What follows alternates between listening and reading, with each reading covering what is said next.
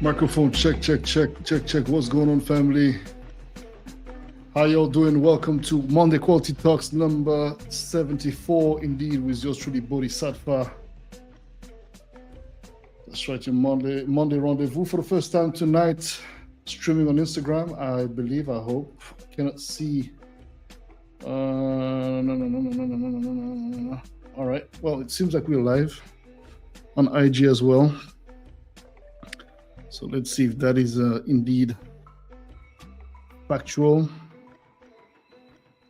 Anyways, I hope that each and every one of you are well and blessed, and that the week has started nicely.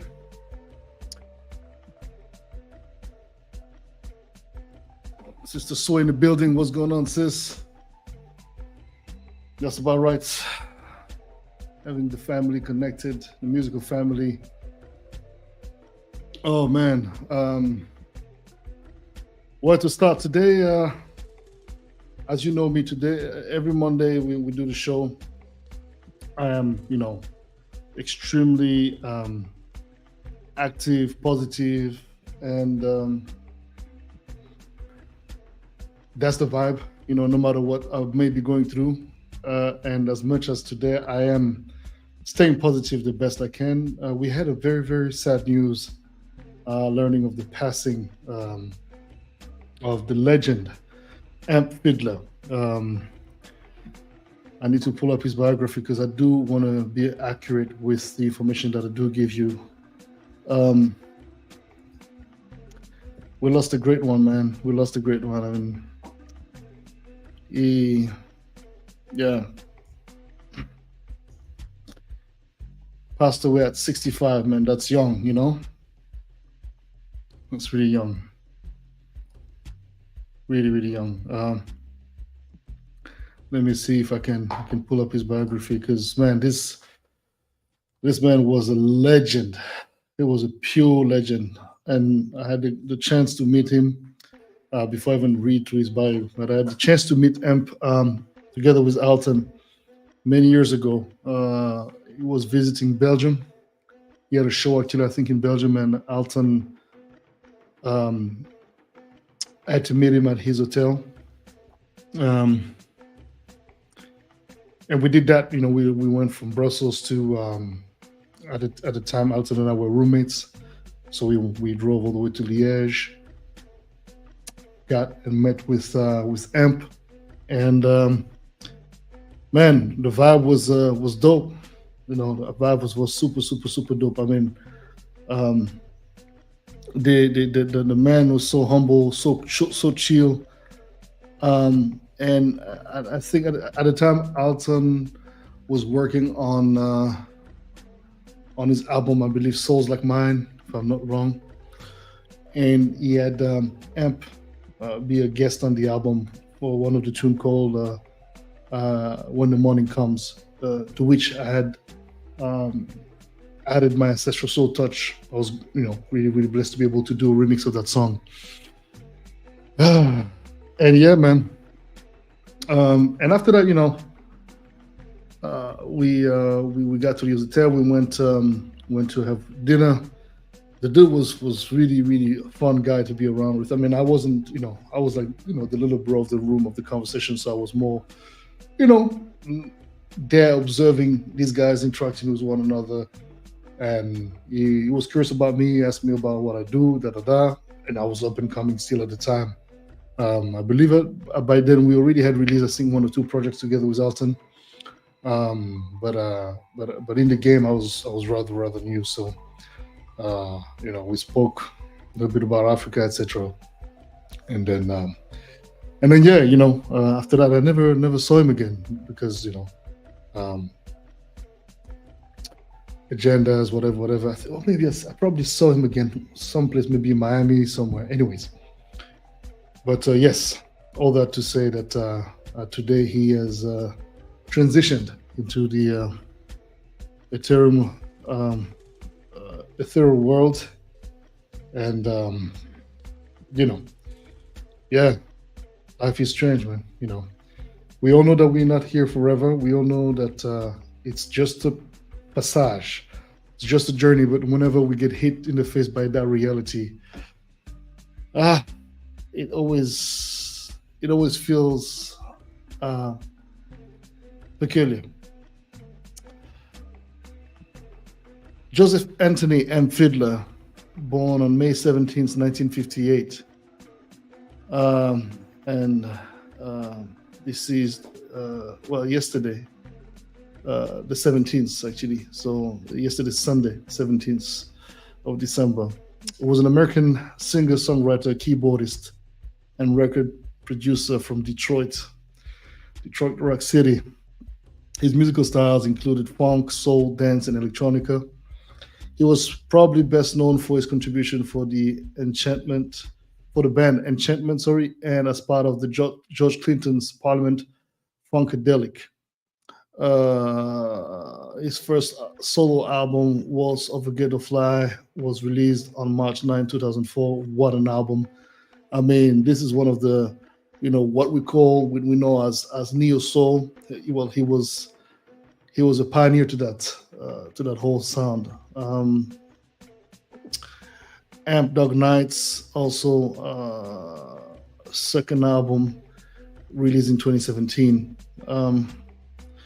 But I mean, Amp has worked with everyone, man, from George Clinton to Moody Man, Stephanie McKay, Jamie Rockway, Prince, yeah, the Brand New Heavies. I mean, Corn Bailey Ray, Maxwell, Jay Dilla, um,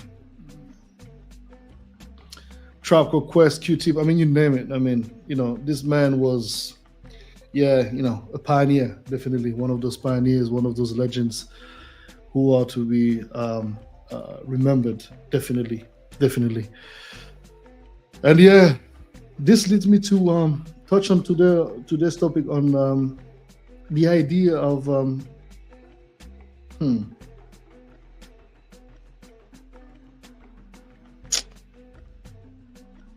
gratitude and the importance of maintaining some sort of spiritual relationship with the uh,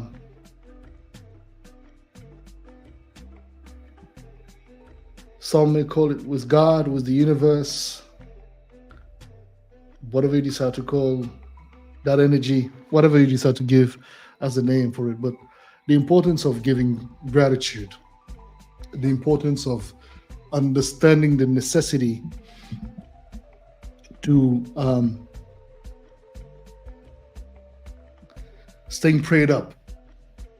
As a matter of fact, today I was speaking to my sister, my big sister from another, Sister Sway B, and we were talking about this idea of staying prayed up, and the importance of understanding that there is no need to wait for any particular reason. You've got to be able to be in a state of gratitude. That could also mean staying prayed up. Being thankful for, even when you don't feel thankful, even when you feel like things are not really going the way you want, but somehow you manage to still be able to navigate through the pain and struggles. Before I continue, Sister Sway, do you mind checking on my IG and see if the live is actually going on? Because with this new integration here, on StreamYard, I'm not able to see if I'm live or not. So if you don't mind checking that out, that would be dope. Because yeah, I mean, it's not a big deal if it doesn't stream there, but since it says it is, I would love to be reassured. And of course, it's going to ask me to log in or whatnot, which I'm not trying to do. Oh, you see? Oh, God, this thing.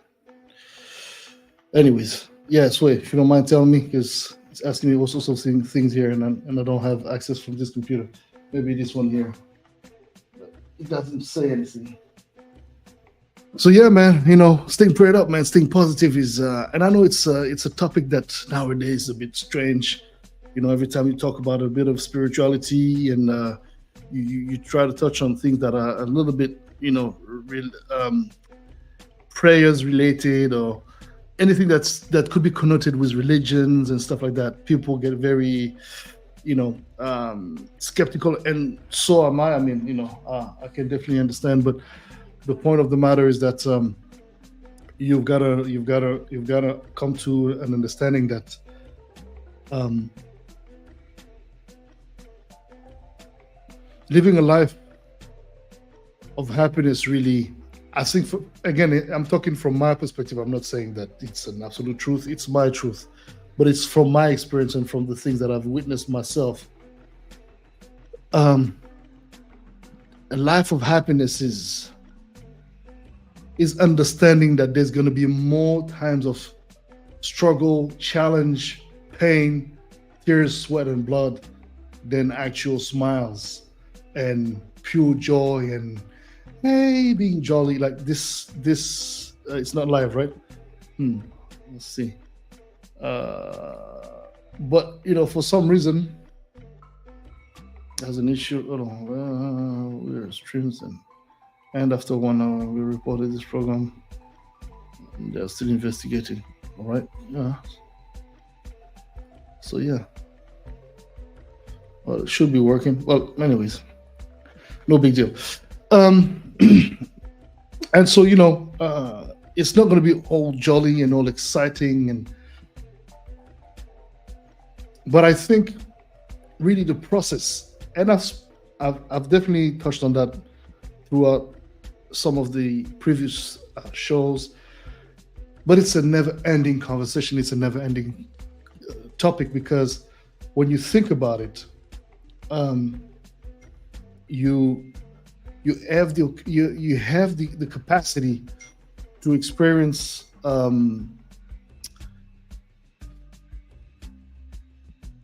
certain level of satisfaction through pain. And by that, I don't mean to be sounding masochist or masochist. I don't know how you say that in good English, but basically understanding that the process of reaching your goal is actually where the rewards reside. Because once you reach the goal, you've reached the limits of what could be achieved. And for some people, that's perfect. That's when they plateau and they're very happy, living their life like that, and cool for them. I mean, that's just not how I personally live my life and feel like I enjoy my existence. Not to say that I enjoy pain all the time, but the truth of the matter is that pain is part of life. And there's all sorts of pains. There's different kinds of pain. Some people feel excruciating pain just being alive, and sadly they feel like they don't belong, and they don't connect, and they don't have a place, and they don't know what their purpose are, and they end up feeling like they're worthless, and therefore they are kind of led to sad conclusions, and some of them do end up ending up their lives, which is sad, and in not that it has any connection with the topic of Amphidler, because Amphidler at the if I'm aware, he was sick, and unless it's confirmed, but I heard it was a cancer, and so nothing to be compared with somebody taking their lives. But the point of the matter is that a healthy mind is a mind that is capable, again, it's my perspective, I'm not saying that it has to apply to you, but it's a mind that, for me, my mind is healthy when I'm capable of observing all of the aspects of the picture, the things that I don't like and the things that I like. Look at them face to face especially the things that I don't like. Because this is exactly where the truth resides, is when you're able to look at things that are about you unpleasant, but that you need to face. Because once you're able to face them, it's like facing a demon. At first you'll be frightened. At first, or many of the times, you'll feel some sort of way. Greetings, and peace to you as well, Ellis SW. Thank you very much for tuning in, and everyone else watching. But the thing is that eventually, at some point, you realize that this thing only has power over you if you give it power. If there's a side of you that you don't like so much, if there is a side of you that you're scared of or that you fear tremendously, it will keep on rising and it will keep on haunting you, your relationships, your life.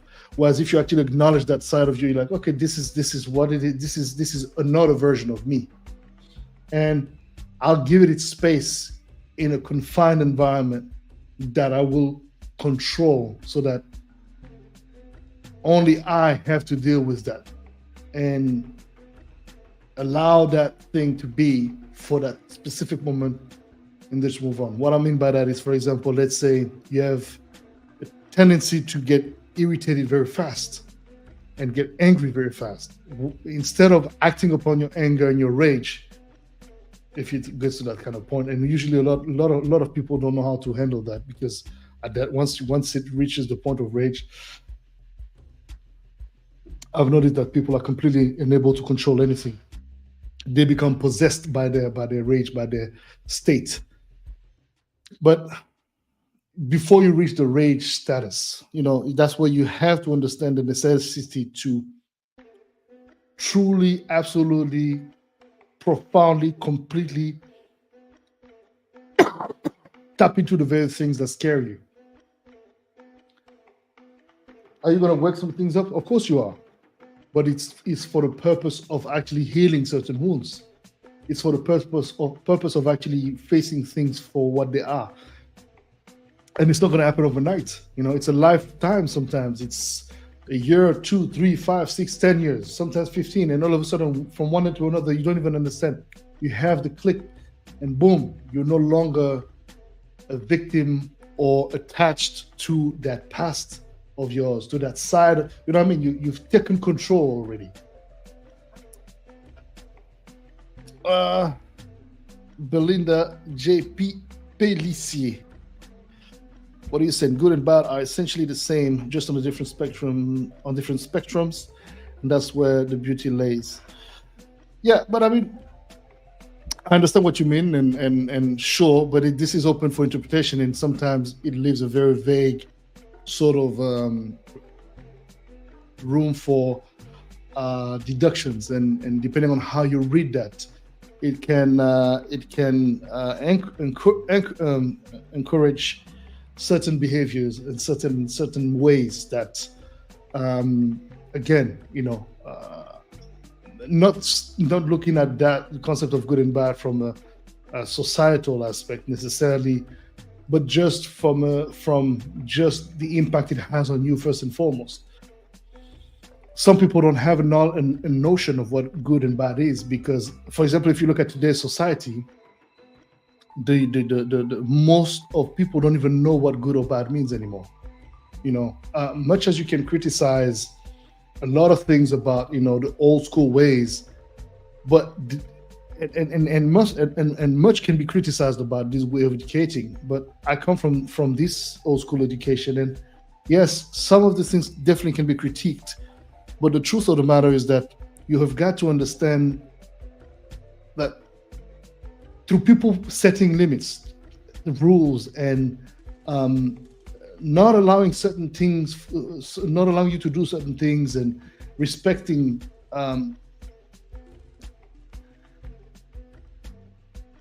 sometimes hard to read and hard to understand kind of rules. And they might be very arbitrary, but life is like that.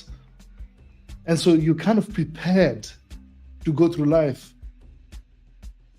now some people unfortunately have decided to look at life from a perspective of pain, and I went through this life, you cannot judge, you don't know what it is. I've been beaten up as a kid, da, da, da. Yes, okay, I understand. um, as any African child, for example, most of us, we've all gone through that, or you know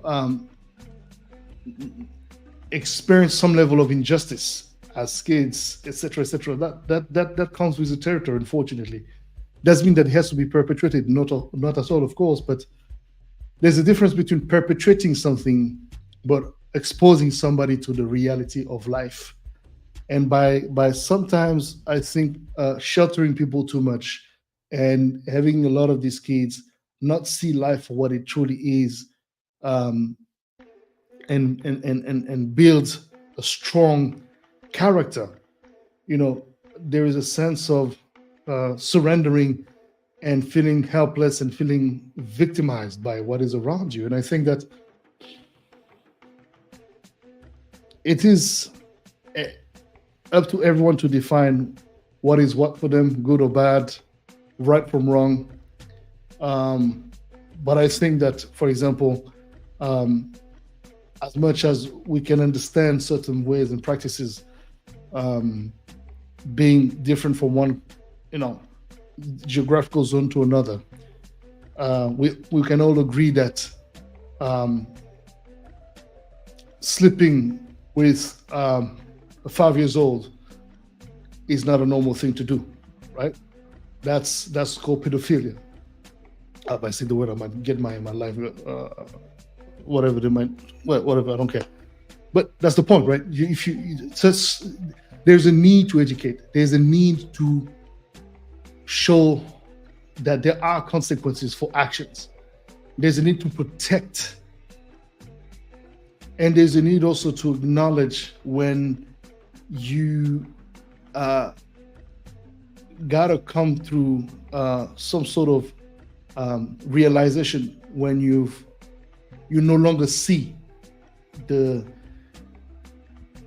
right from the wrong in some of these aspects. When people, I mean, I'm seeing some of the news that I'm seeing now, it's like, yo, it's making no sense, bro. Like, what kids are being taught at school, in some school, and it's trying to be generalized everywhere. It's yo, it's too much. It's too much. It's too much.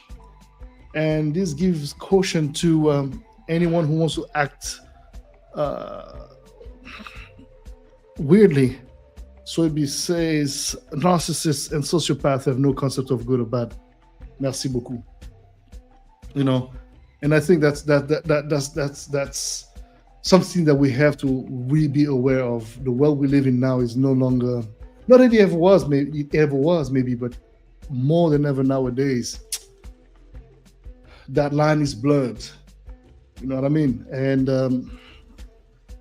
there's no more consequences, serious consequences for people who do certain things. Again, talking about topic of pedophilia and all that. I mean, if it was up to me, I'd suggest, I don't think even chemical castration is enough. I would have a completely different sort of resolution for this kind of people.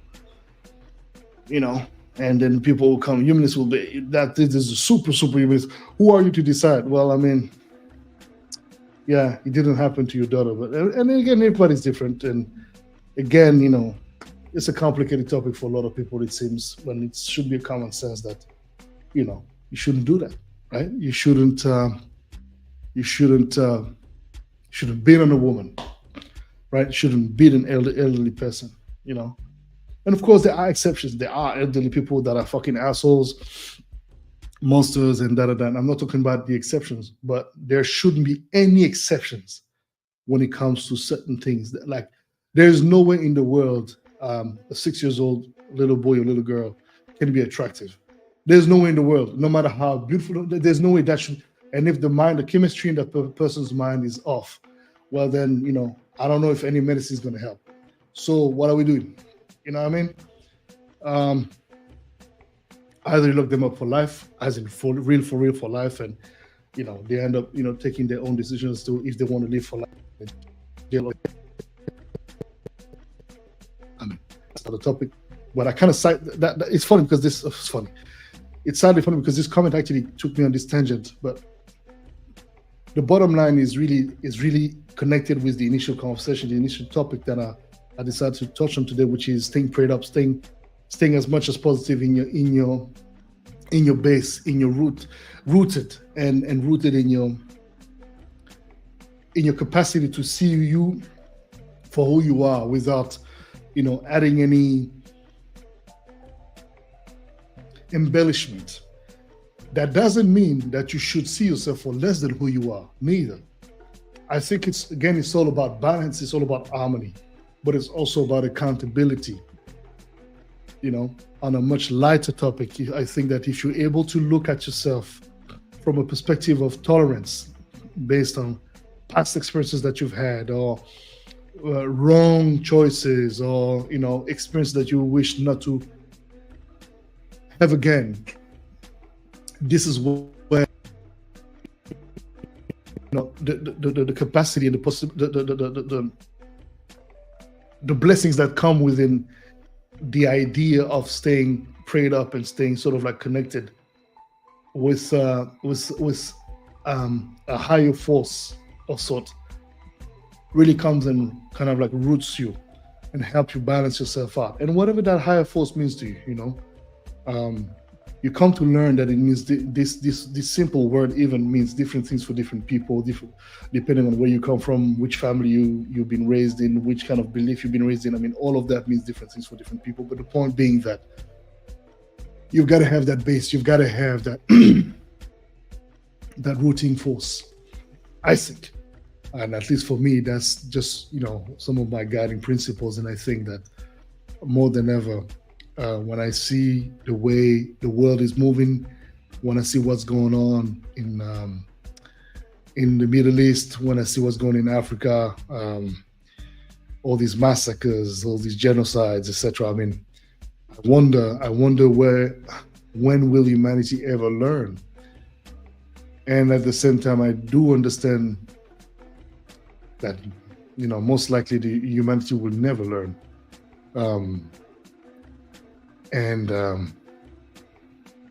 Maybe out of convenience, maybe they will act like they have learned, but as long as people make money and generate profit from other people's distress, pain,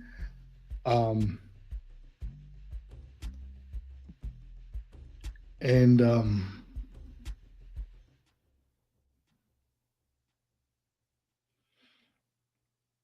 as long as governments, tolerate and allow for such things to continue being perpetrated, there will always be such abominable practices. But that's where you also come to ask yourself about certain things, and you're like, can I put myself in the skin? And that's a difficult thing to do, right?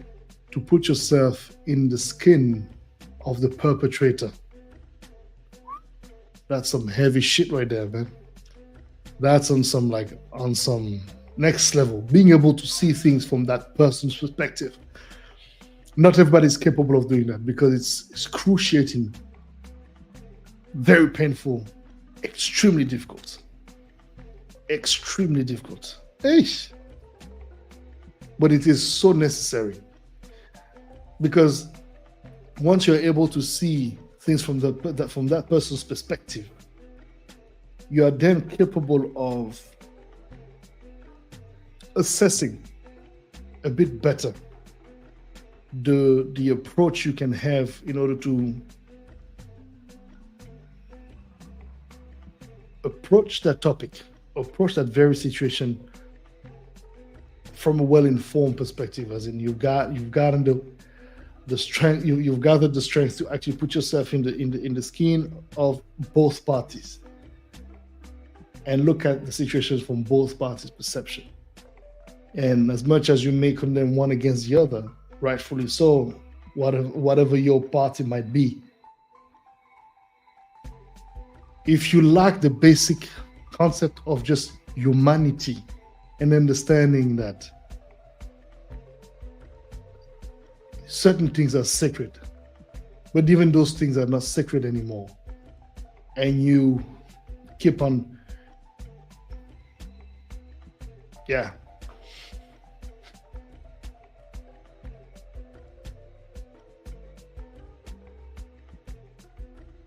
it's really posing the question of where we stand as you as the humanity that we pretend to be, you know. And though I'm a very very positive person by nature again, and I'm always looking at things from a positive perspective as best as I can. Sometimes I'm just like, especially nowadays, I'm just like, yo, where are we going? And people don't, and yeah, most people don't even take the time anymore. They go fast for conclusion of thoughts and of ideas, and they end up saying that, well, this taking shortcuts to decide whether this or that is going to be what you defend or what you fight against. I just think the bottom line again is, if you're able to, without passion, look at a situation,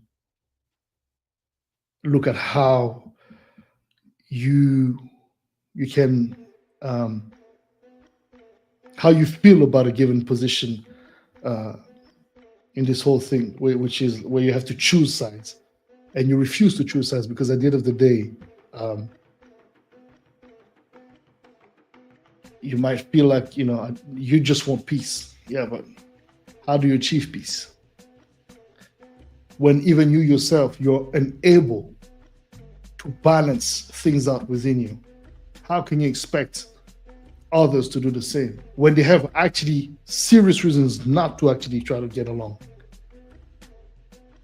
And you might also have your own reasons to not want to be this, to not want to be that, and to try to repress this, repress that. Of course, I'm not saying that if you have a killer instinct, of course you got to repress it. You got to find a way to work on it.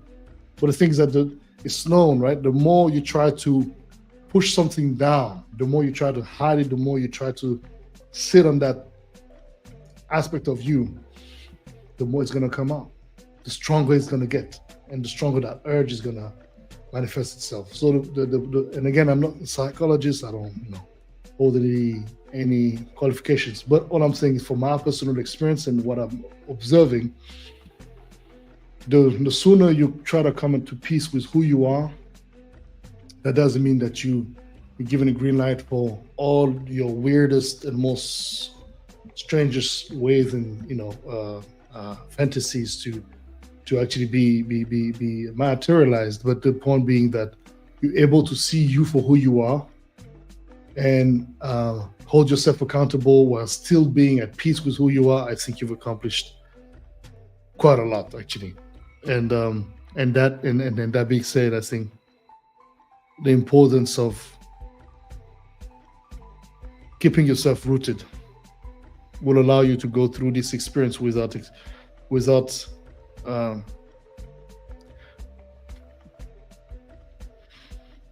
well, you go through that experience while feeling such a very high level of pain, but you'll be able to recover from that because you have something that anchors you. A ritual, a practice that allows you to just bring yourself back to base, so that you can breathe in, breathe out, and okay, what am I doing next? And I know I went a bit on a couple of tangents, but everything is sort of connected. And the idea, bottom line, is we've got to really look at things for what they are. And sometimes our perception can fool our sight, because there's a bias. And when you are not looking at yourself from the right perspective, and when you're not dealing with a given situation from the right perspective, posing yourself the right questions, you may not necessarily have a happy conclusion to the situation you're going through. Um, and at the same time, when it comes to being rooted, it also forces you to create some sort of like healthy habits. Um, it's not even force, because the word force is a bit aggressive, but it really helps you create healthy habits. I'm not saying that you're going to be on top of your routine all the time. Of course, I mean, I feel, especially the gym. Oh my god, that's one aspect I don't get to do as much as I want, just because I'm so busy working, traveling, you name it. But what I try to do is that I try to be as healthy as I possibly can with what I eat, but especially with what I think and the kind of thoughts that I have in my mind.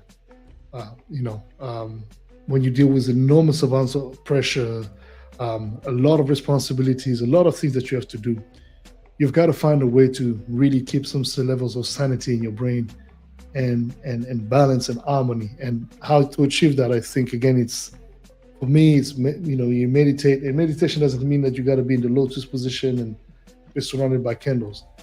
You could just be there, standing in line, waiting for something, and then you get into you know, you get inside yourself, your mind, for that couple of seconds. You just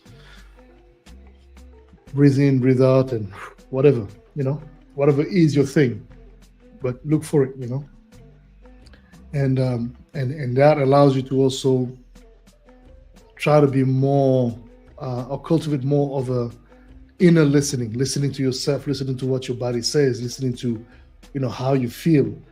Um, we also neglect the fact that the our body is not just it's not just flesh and bones. You know, it is a highly intelligent machine. Do you think for your heart to beat? No, you don't. So there's so many things that are going on inside your system that you are not in control of, and therefore you not honoring that leads, or may lead you to start developing certain dis-ease or disease. Make yourself sick with the kind of thoughts that you again entertain, the kind of emotions that you entertain as well. you know Happiness is, again, it's a journey. It's not a destination. um in my humble opinion, I think, and I don't think I probably heard that from somewhere, but I truly abide to that. Maybe it came from me, I don't think so. Probably heard that somewhere, but it is true. It is a journey, at least I think it is, really. It's learning to be happy every day, even when things don't fucking look good. Doesn't mean that you're happy, no, but it means that, you know what, you're grateful because you're alive. You're grateful because you get another day, you get another chance to make shit happen, to fight, to hustle, to grind. And I think that this really is the key. This really is the key to um, living a harmonious life, should I say? And yeah, that's that pretty much. I feel like I've gone through different journeys, and I'm yet to go through so many more. But one in particular that resonates exactly with the topic of the day, which is about, you know, understanding the importance of happiness being a journey and not a destination, is because, well, it could actually be both a journey and a destination, as a matter of fact. But it's because, as far as I'm concerned, I have had to learn that the more negative thoughts I was entertaining, the less I felt good about myself. The more I was worried, the less I felt positive, the less I felt engaged in what I was doing. And do I never feel worried, or do I never have negative thoughts? Of course, I have those thoughts every day. I gotta fight with myself every day, and that's what a lot of people don't tell you. It's like they act like every day they don't punch up. Like every day is to fight with yourself, because I think we are lazy by nature. Humans, we're not. We don't like discomfort. You eventually you can grow to like it, but with everything, there's got to be harmony, right? Too much of anything is never good, and that's the truth. But what we said, at least I don't do drugs, at least I don't drink this, at least I don't do that. Well, yeah, cool. But then you become imbalanced. And even though it's very healthy, the reason why it becomes unhealthy is because you're pushing the extreme side of that point, turning it into something that becomes toxic eventually, right? Too much gym, it's great. Go to the gym every day, no problem. Push yourself to the limits, but there's gonna be consequences to that. You gotta figure it out. Maybe the hard way, maybe learning from others' experience, and always thinking that, it happened to him, it's not gonna happen to me. Maybe not. And if it does happen to you eventually, what are you gonna do about it? It's, hey man, life is, yeah, it poses a lot of questions, man. I swear. It's mysterious thing, that is indeed, and we all have different ways of looking at this thing called life, and yeah. But that's my my little 2 cents on the topic. And it was triggered or inspired by, learning of the loss of, and Fiddler, but also just, thinking about life in general, especially towards the end of the year. December is usually a month of reflection for most people. And where it's when you actually reminisce over things, you think, you analyze, and you're like, okay, cool. I take stock of what has happened through the year, what it is that I'm taking with me for the next one, and what it is that I'm leaving behind. And I think these are very important questions to ask yourself. It's like, what are you taking with you in 2024, or the year to follow? And what is it that you are leaving behind? And as in not going back to that again. Whether it be relationship, friendships, habits, whatever the case may be. And being realistic with yourself, because sometimes we say certain things because we know it's going to get us validated, because that's what some people expect you to say, that's what some people expect you to express in order for you to be accepted within that gang, within that crew. But the truth of the matter is that everybody has their dark moments where they relapse, where they fall back into their bad habits. Are you going to let that define you? Are you going to accept that, this is part of you being a human, and it's a constant, it's a reminder that you can always do better, and you've done great so far. It's okay. I think that there's a certain mindset that I don't like when they say, if you relapse, you're going back to zero. Whatever it is, and again, I'm not trying to take this lightly. I'm not talking about people. I'm not talking about alcoholism or drug addiction or sex addiction or whatever, because those are serious topics. I mean, those are serious things. And, I am in no way, shape or form, trying to say that, well, if you go back to drinking, you can quit as fast as you left it, because obviously it wasn't that easy. And, now you relapsing means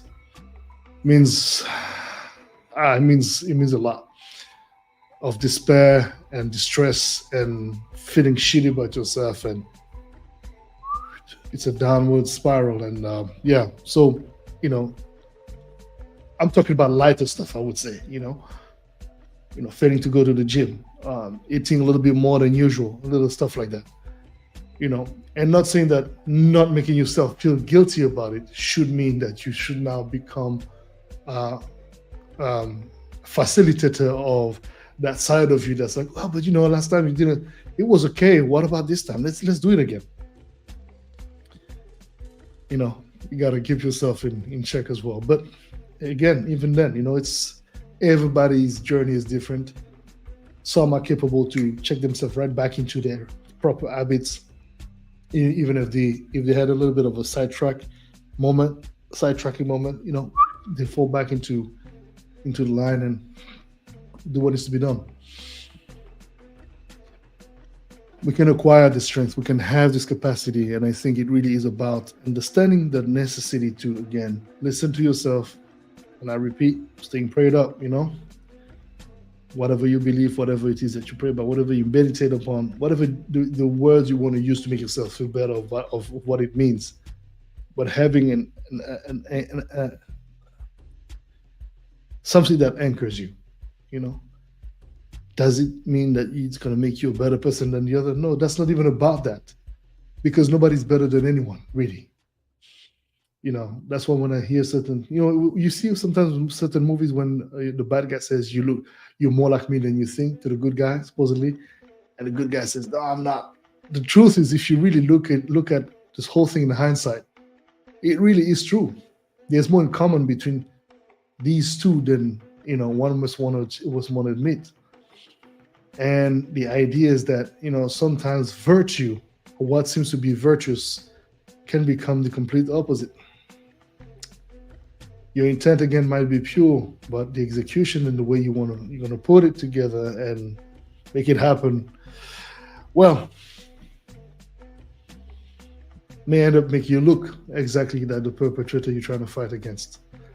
So there's a level where that up until this is accepted, and then there's a level where it's like, okay, enough is enough, and you got to be able to tell that to yourself, because again, this is a fight that starts with you, and you, for you, by you. Yeah. Anyways, I don't know who's watching the show. Whoever is watching the show right now live, thank you. Who will be watching the show as a replay, thank you as well very much. Make sure you go and press the like button. Make sure you show some love and get some merch. This is very, very important. Supporting your boy. You can go to my website, www.boddhi-satva.com, and get yourself some merch, man. Get yourself some merch. And this being the festive season, for those of you celebrating, I wish you all a very, very, very merry Christmas to be. For those of you celebrating, and for those of you who are not but still enjoying the festive season, a happy festive season to each and every one of you. I know that a lot of people are starting to take it easy now, easing off on a lot of work stuff. Y'all are pain in my butt, because I'm still 150%. Not even. I'm actually I'm actually at 1,000%, and I'm like, shit. I'm sending emails, and I'm like, starting to see like these automatic response saying, "Hey, coming back to the office, February 5th, whatever." And I'm like, what the fuck? It's so annoying. Akta says, love is the key. Assalamu alaikum. Wa alaikum salam. Indeed, love is the key. And yeah. Ooh, we could develop, we could dig on that. Love is the key. Because there's so, yeah, don't get me started now, because you're going to get me on another tangent. Sometimes people look at love as a threat. Actually, sorry to say that, I'm going to repeat. Majority of people see love as a threat. That's my 2 cents. Because the word love could also be that. The weaponization of words And the even though I know what that's Agda, let's be clear. I do know that what you meant is exactly what it means. Love is the key, and I agree with you 100%. But for sake of philosophical debate, let's just say that I think that nowadays, even the substance of that word and its importance and its value is being put in perspective. And it's being put in such a perspective that it's leading people to only love their kind, their clan, or their group. And anyone who's not part of that clan, kind of group, is a threat, is an enemy. When at the end of the day, we all bleed the same color of blood. We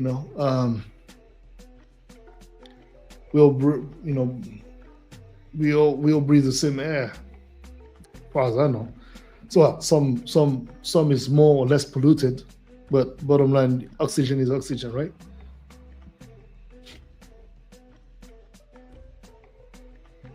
And yet, the word love is still not being understood, and in its name, a lot of messed up things have been done in this world. And I think it's important. Again, I was talking earlier at the start of the show about the idea of really having strong educations, delimiting truth from lies, good from bad. As a kid, my parents gave me an education. I had no choice but to abide to that education. And as an adult, well, I took what was great from that education and I re-educated myself, because there was a lot of things on which my parents were also not right about. But I learned that myself. But they did their job as parents. It was to give me the rules of life. It was to say, you shouldn't do this. Well, don't do as I say, not as I do. But that's okay. And as a kid, that injustice and this sentiment makes you resent your parents. I resented my father or my mom when they say things to us as kids not to do, and they would do it, like, for example, food. Oh, you shouldn't eat that, but they would, whatever. Again, it is the right thing to do. Giving limits to some kids, they take that and they grow up to become adults that will resent authority and so on and so forth. And some will be like, what, I get why they did that. It was not fun, but I get it, and thank you. And I'm going to take this from I'm taking things in my own hands from this point on. And I will use some of the values that you've given to me and build my own. But we need values, man. I really believe that. I really think that it's utterly important, and there's some basic things that are required in order to be able to move in this world with as much accountability as possible for us specifically. I'm not even talking about having accountability for others, because nobody's perfect. You're gonna fuck up. All these things, c'est normal, as we say. It's gonna happen. You're gonna mess up. You're gonna whatever, whether you want it or not. Oh my God, I didn't mean to. Well, you did. Whatever. I have no enemies, and then you have enemies. Like, that's another talk. That's another conversation for another MQT, another Monday Quality Talks. But hey, I finally realized that I have enemies. I had no idea I had. I really thought people loved me, and I love people. Yeah, it may not necessarily be their friends or whatever, in the sense like we don't necessarily like hang out or whatever, but whenever I would see them, I'll be very happy. And I realized that, that friendship is not shared. And we say words, but the truth is that the actions are completely different. And you're like, oh shit, I think in this conversation, I'm the only one thinking that we're friends. Oh, okay, I got it. that's what it is, you know. And you once you realize that, you're like, all right, cool, you know. It's life. You know, you can't move thinking that you're going to be pristine. There's no such thing as that, you know. Anyways, we give thanks again. Happy festive season to each and every one of you on this rather solemn conversation, and a bit serious and a bit deep. But you know, it is what it is, man. I'll be probably seeing if I can do the show on Christmas Day, but I will see. Agda, what are you saying? I was always asking the question, what is the purpose of life? I think I have the answer. The meaning of life is convert is to something, convert to something greater.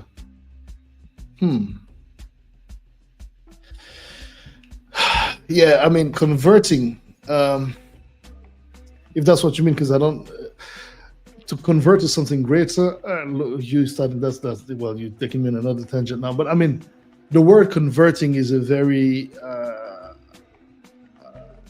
it's very heavy, and it has heavy connotations, specifically religious, and depending on who says it, it will be read as, you know, as it being, you know, coming from a fanatic to all sorts of qualifications. But maybe if I may say, as much as I think I understand it, and I'm not trying to change your words, but I think maybe a less charged way of expressing what you said is that the purpose of life is maybe the capacity to adapt, because the lack of adaptability take you just this way. Of course, the big sis in the building. The lack of adaptability leads to becoming antagonistic. You know, if you come into a place and you start imposing your ways, nobody's gonna like you. You know, you gotta learn, read. And that's why sometimes people are like, yeah, you know, you're not being honest. Why were you studying me? Because I'm not from here. I gotta understand how you guys flow before I actually even start spreading my wings. You know, this is not correct. You didn't show your true colors. Sometimes I understand if you start backstabbing people, definitely. But in some of the cases, when you've been kind and nice and very quiet, and you know, letting people talk their shit because you just didn't know who was what was when, you didn't understand the laws of the land at the time. And then once you do, you're like, no, you're not going to continue talking to me like that. Right? Then you become a danger. Oh, you know. So again, you know, I think the capacity to adapt and the capacity to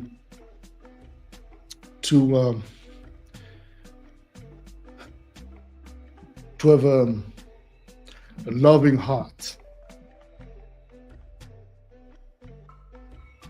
will allow you to end fear of hurting the other. I think when you fear hurting anyone, you're gonna really learn to cultivate a certain reserve and a certain skill, allowing you to refrain from acting this or that way. Yeah. So yeah, life is about, you know, adapting. Oh, frère Kemit. Oh, papa Keisha, au tepe, frère Kemit, au tepe. Oh my God. Yeah, man, you know. But I've been talking about that, you know, it's interesting. Everybody, again, you're talking about extremes, man. Like, yeah.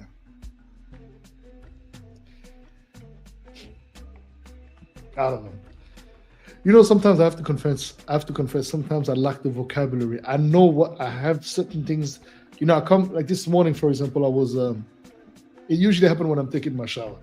I was taking my shower and I started, because usually when I'm taking my shower, either I'm listening to a podcast or I'm thinking, and I'm having like analysis and studying certain topics in my brain and sort of like speaking to myself.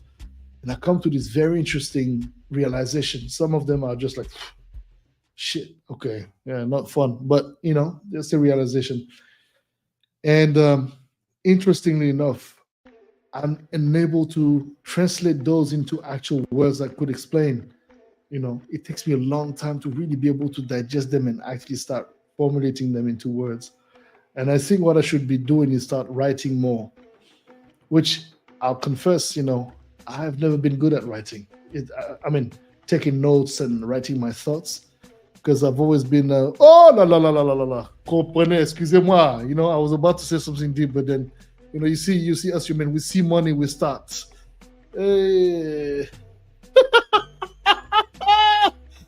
Oh my God. Look, man, I have never had a king and X, but I know who you're referring to. So don't start trying to animate these demons, I beg. Oh Lord. Oh my God. Papa qui est toujours sponsor de sponsor. But yeah, I mean, the idea really is to start taking more notes, and yeah, hopefully by then I'll be able to elaborate more. And actually, that's one of the missions that I give myself for the year to come, and to deliver more in-depth analysis of what comes out of my brain, because sometimes I got so much going on in my brain as far as like thinking, analyzing. As I'm going to talk about something, I start questioning exactly the very thing I'm talking about and starting to deconstruct what I'm saying and finding the weaknesses in what I'm saying. It's very, my brain works like that. Which is why sometimes I might speak about something and then, I might get sidetracked within the same conversation and start moving to something, sort of like self-critiquing, criticizing, whatever. You got me. You get me. You could do vocal notes on your smartphone, Keisha says, and then auto transcript. Yeah. That's not a bad idea. That's not a bad idea at all. I think I should do that. Yeah. No, but so bottom line, well, I'm trying to wrap up the show, but you guys are all connecting now. I mean, who wants to get live? Let me send the link. If you want to join, you can. Actually, it could be fun.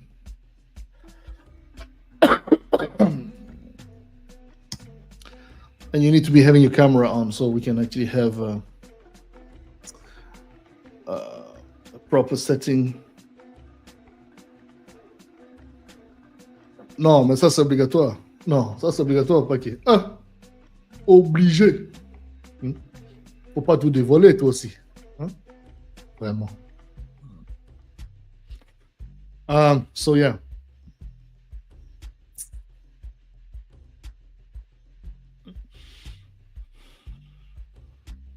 When you have 1,000 thoughts, that's not true. Well, maybe 1,000 thoughts per hour or so, or less. I don't know. It can be hectic. Oh, papa qui toujours Nicolo. Toujours Nicolo. Moi, ma mignoncité. C'est important. Oui, il y a qu'à comprendre. Mais où êtes-vous?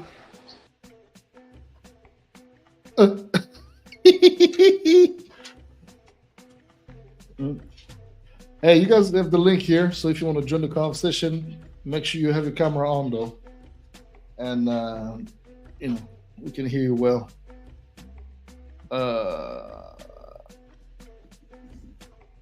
Thank you very much.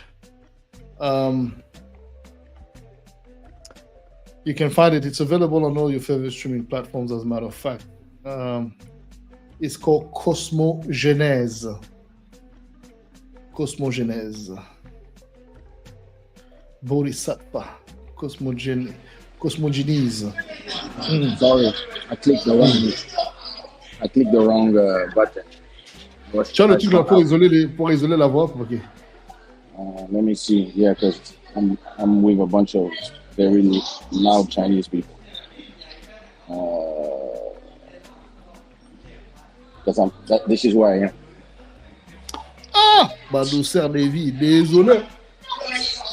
But then I have. Do I have voice isolation? Can I do it while I'm on? Yeah, you should be able to. If you just screw your screen down to mic mode, voice isolation. Oh, he's not accepting. Oh, unavailable. Bon, c'est pas grave. You're gonna have to do with the noise. I mean, use something to. I don't know if this is gonna be enough to hold my camera. Si. Si. Pas que donc coréen. C'est important. Souffler de l'appétit, vraiment, comprenez l'émotion. No, so you see what I was saying, right? It's like we were talking. Obviously, I was talking about the now late Fiddler, but also rest in peace, man.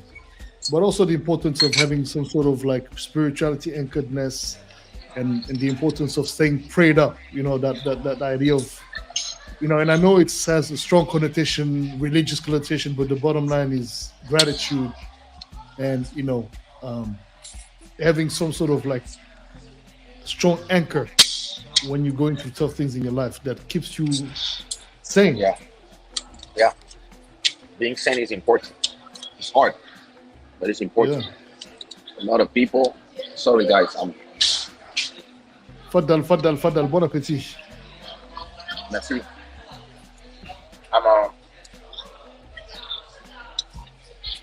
I went through a lot of deception in life, especially in this life of music. It's a cutthroat business. And actually what helped me survive this game is actually being grounded. Having, true people that you can talk to for hours, Yep. Not when you have people that you can talk to 3 hours per day about the same subject and repeating yourself. You're repeating yourself. They know you're repeating yourself, but they give you the grace to be able to put it out of your system. You can arrive to the point where at a point you cure. Yeah, definitely. I agree. I mean, if you don't have a solid base, and it's interesting to notice that so many people don't have solid base, solid friends, reliable people around. Yeah, man. A lot of people are alone in reality, and social media gives an illusion of not being alone because you talk to people every day, but the connection is not deep at all. You on screens all the time, and all these feelings are just manufactured emotion from liking pictures, seeing tons of booties online. Not you end up mind, but it's not in 3D. No, that's true though, because eventually, you got all these booties that you can see and look at, but it's like, okay, what else? And actually, it kills the libido eventually. Because of, I realize Instagram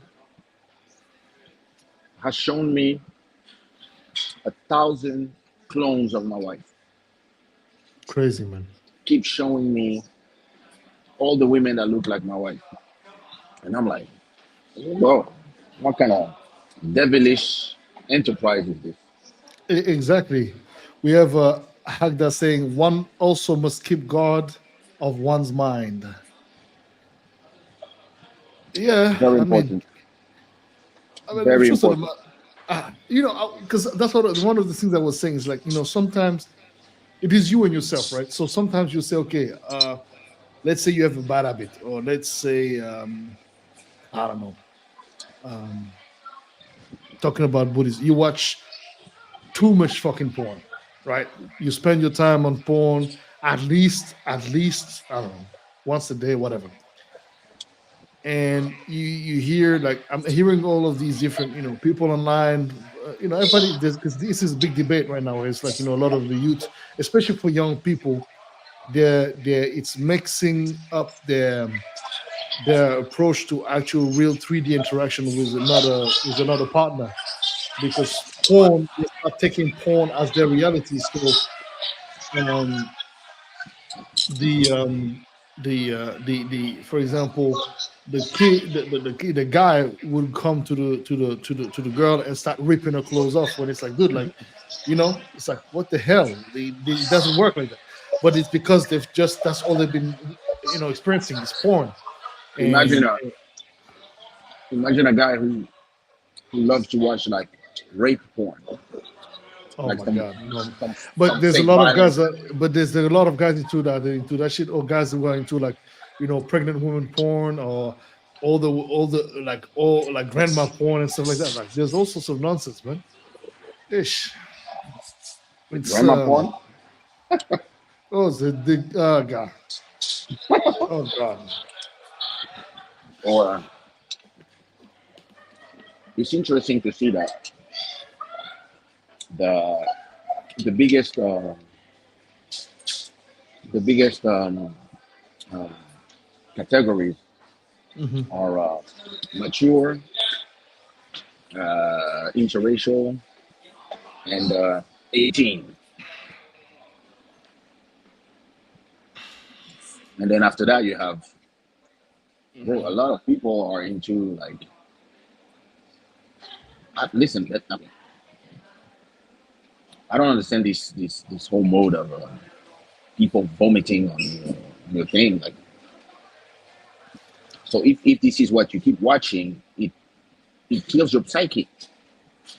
It will mess up your mind, but Hmm. also it could do two things. It could also be, if you have fantasies, weird and sick fantasies, and for example, you watch others, you know um, experiencing the fantasy, you wish you deep inside, you wish you could go to, deep inside, you wish you could experience. Yeah, Maybe it may lead you to not need to go all the way through with your actual fantasy, by living it to someone, through someone's yeah, experience online. You know what I mean? So maybe that could also be a way to sort of like, okay, because you've seen someone else do it, okay, you're all right. Then you can go about going back to being a normal person. Maybe for some people it has that effect. So all right, whatever. But yeah. I think that the issue becomes uh, uh, very, very important to address when there's no more dissociation between what is um, um, uh, reality and what is not reality. You know what I mean? When they become Im- thinking, when they start thinking that what, yeah, it's Imagine, reality. imagine when in 5, 10 years we all have access to virtual reality. Like, imagine the Apple Vision that will cost 3,000 now, when it's down to 300. The what?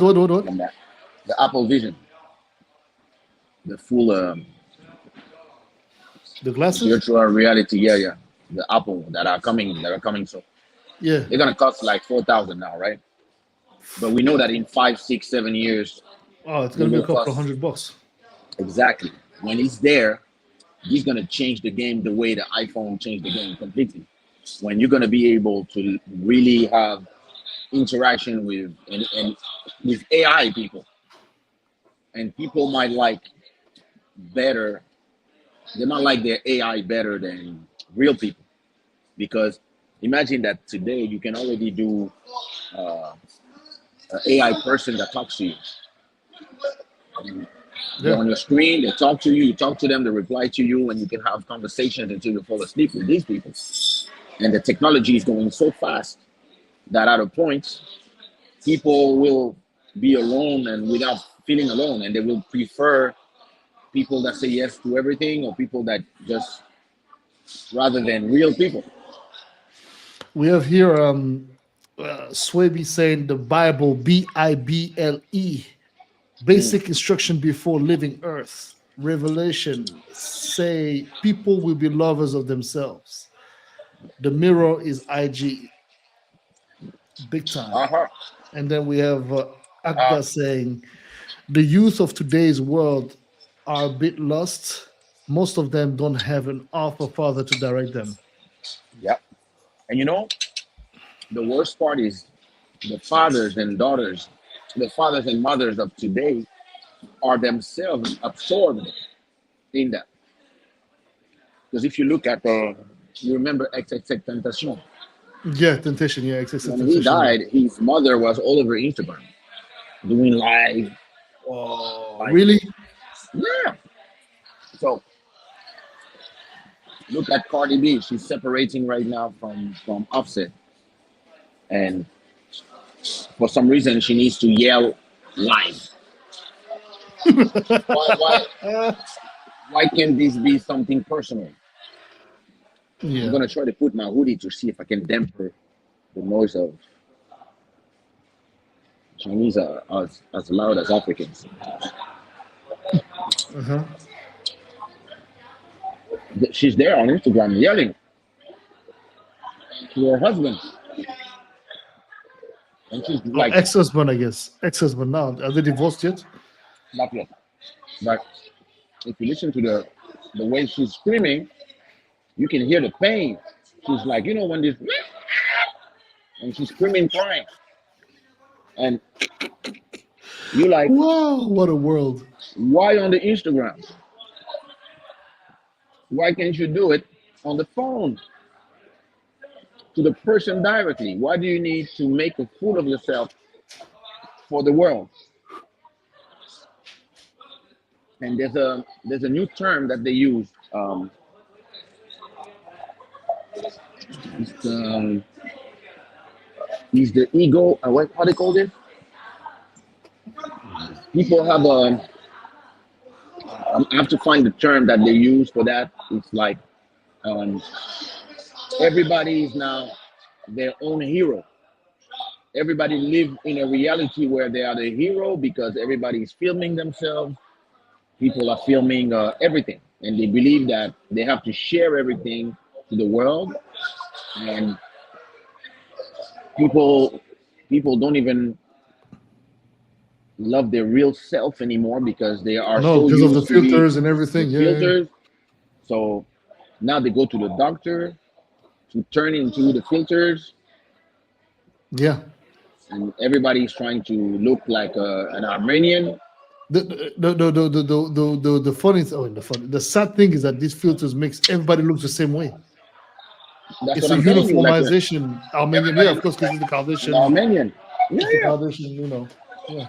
Everybody wants to look like Kim Kardashian. That's like I know so many girls that I see on Instagram that really look the same as Kim Kardashian.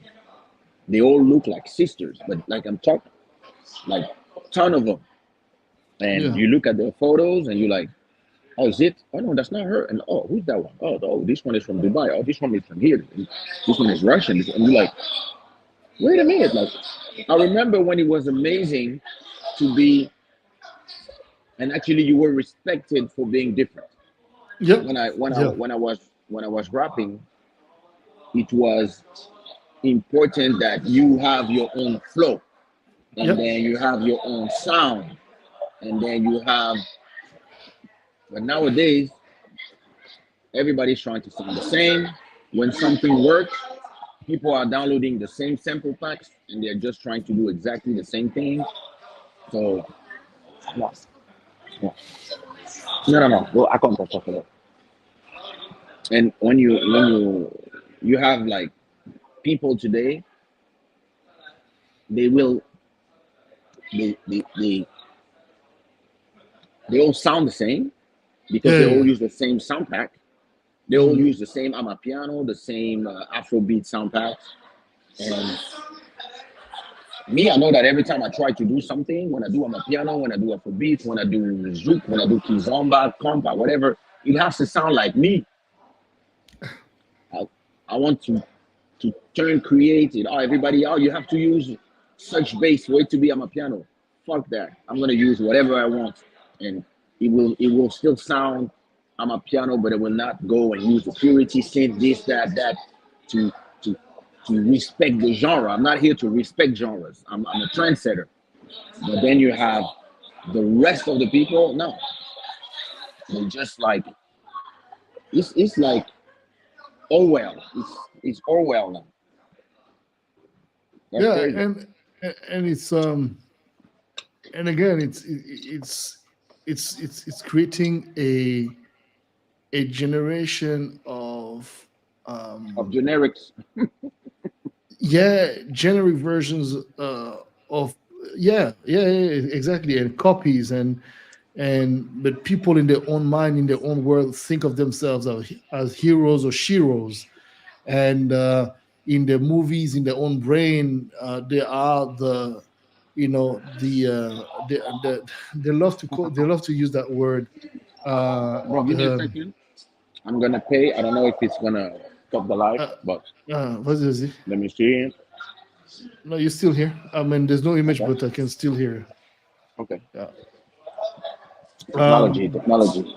Technology, the Yeah. how do you call this, they call it, what did they call it? There's a word for that. It's Renaissance, quintessential Renaissance artist. Uh, it's like, and then you have artists who have not accomplished crazy things in their careers, doing documentaries about whole genres, and telling the stories from their very limited knowledge, but Yeah. or they're making documentaries about themselves, and they call in a bunch of people to validate what they see of themselves, and you'll end up noticing that within what it is they're pushing, they're using specific narratives to actually justify the reason behind Fame. the fame, or it's like nothing against that. It's okay, you can do what you want to do. At the end of the day, it's a free world. But remember, back in the days when you were saying that was something that you were not, you would be made fun of, you would be booed up, it Bro, would be remember crazy. remember when you actually had to be a hero to be called a hero? Hmm. Bro, you want to be called a hero right now? Just say I'm a woman.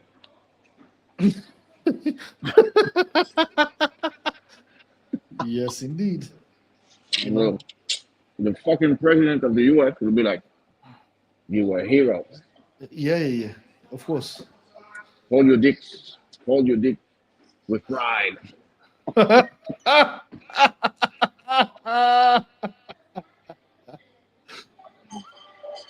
Bijou. This world is uh, crazy. Man, this world is peculiar, man. I, It is. I, I, yeah, this new generation, and it goes back to, I guess, what I was saying. It's like there is our, and we keep saying this new generation, but our generation is responsible for what has happened. Some of Yeah, our it's just the parents, evolution of ours. we messed up. We definitely messed up. We have said, some of us have not lived well their education or their upbringing. Oh, my dad used to beat me, my mom used to, especially, like, see some of our African sisters and brothers. You don't understand. I was battered by my dad. I said, we all have been, man. I mean, if it's not your dad, it's your caretaker. If it's the person that was working at the house, but we all got hit properly as kids. You would not act a fool, and you would Uh-huh. not make a fool of your family. Never. Now No, you can this is you not can correct. This is not now you correct. can And I would sue. never Now raise you my can kids sue. like that.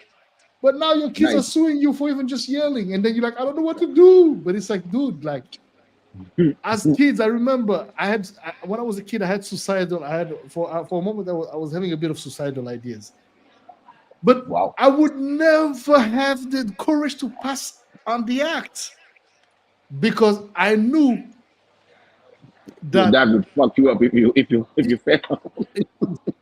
not before my dad, my friends. Mm. One time I remember I was as a kid.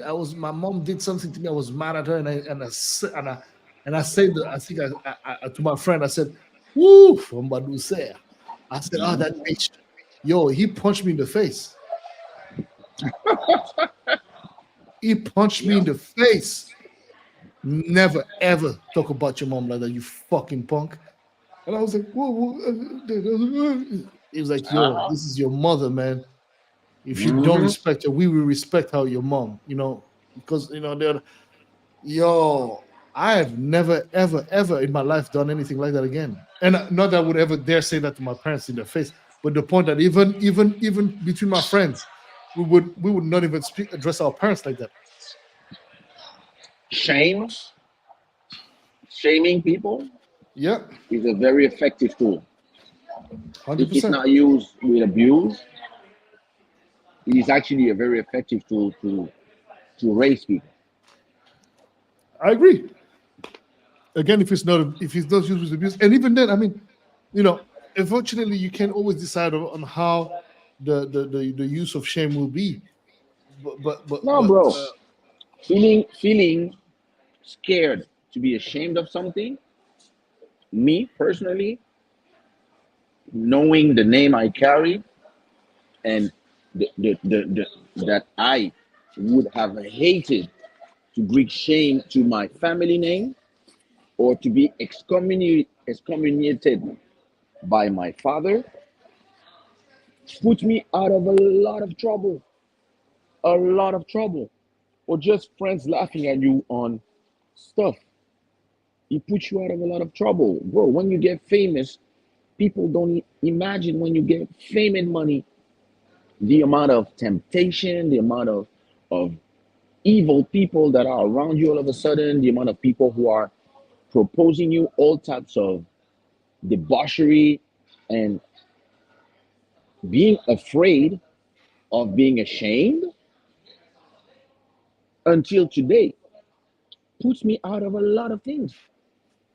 There's a yeah, lot of things of this education will just create a syntax error in my system if I think about doing something. I'd be like, yeah, yeah, same freeze. here. I would freeze, like, nah, like, Swaby is saying, "Sorry, I love my Gen X. We learned to run into or run from big team. We played on the rain and never got sick.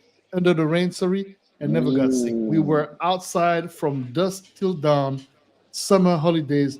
No one batted an eyelid." Yep. you know what? The people are saying that the thing about the last three generations is they've been living in a world in peace. Yeah.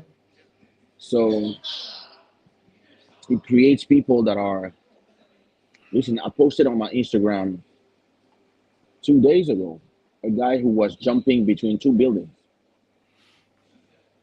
Mhm. And a lot of people are like, these people, like, By the way, I some don't watch your people, I don't watch your Instagram videos anymore. I never watch them. They trigger me. I can't somebody watch them. was, somebody was saying in the comments, I'm struggling to stay alive. And these people are playing with their lives.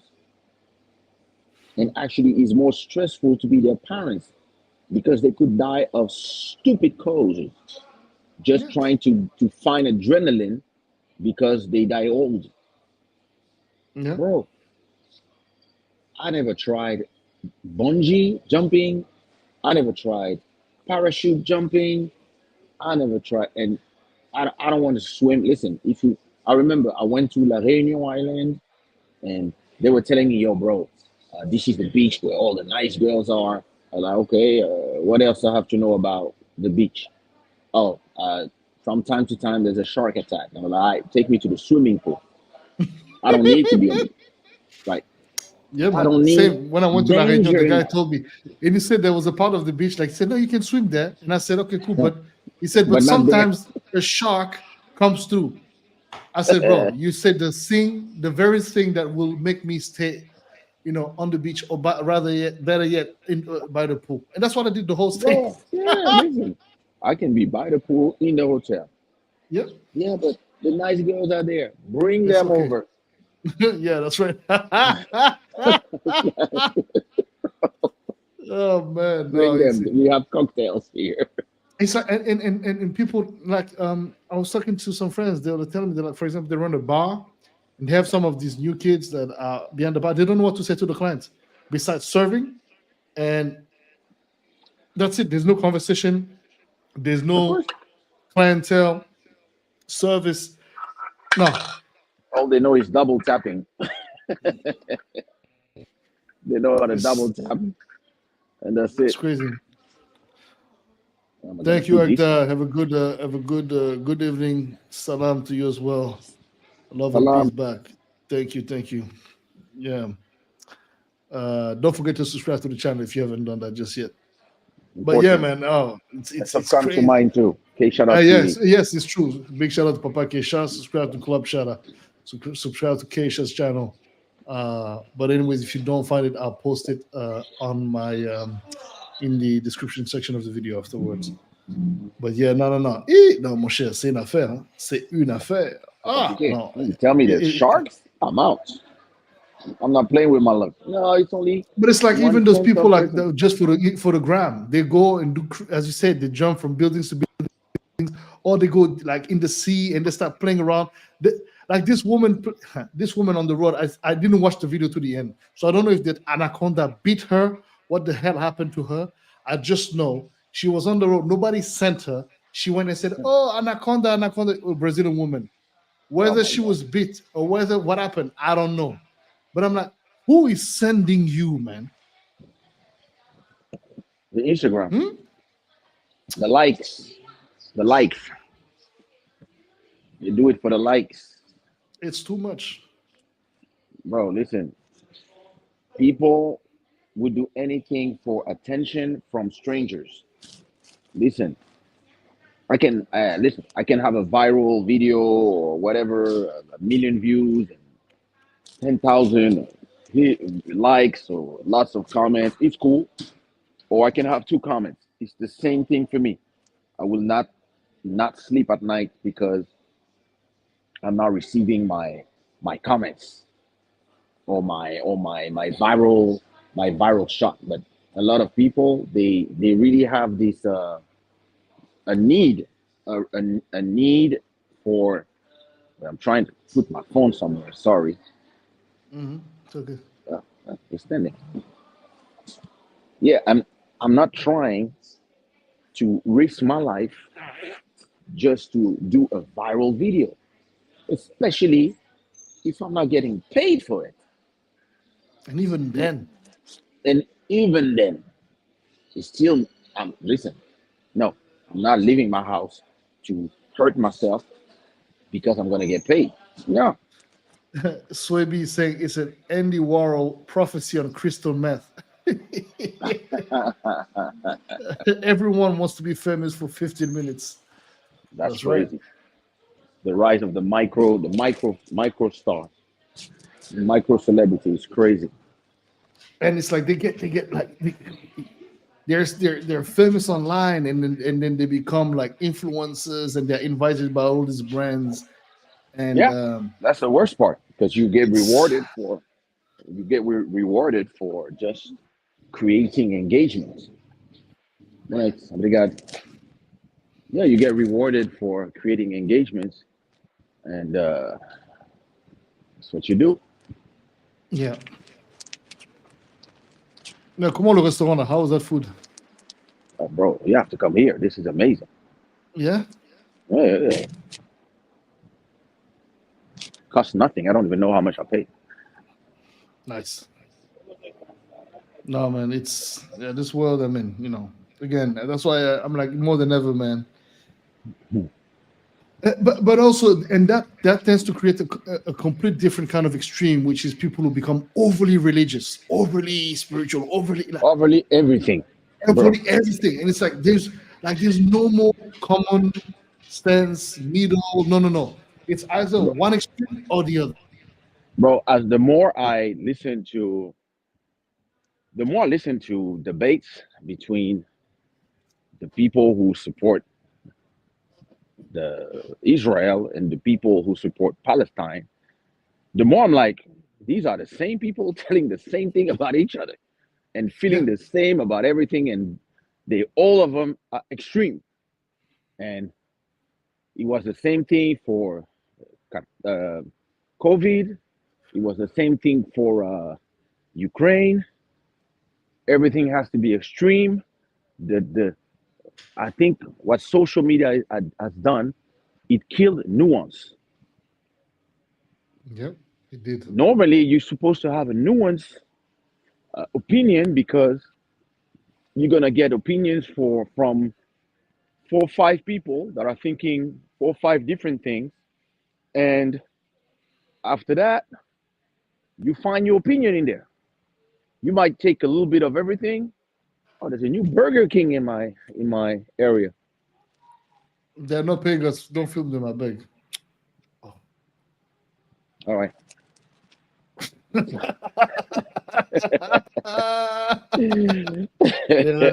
Les rebelles. Without a pose. So yeah, I was telling you. I remember when you used to see a debate on TV, and you had 5 people with 5 different opinions, and then you would make your own idea. Nowadays, you're gonna have one person that says something, and the 4 others who are fighting with him because the 4 other they're working for whoever's paying the TV.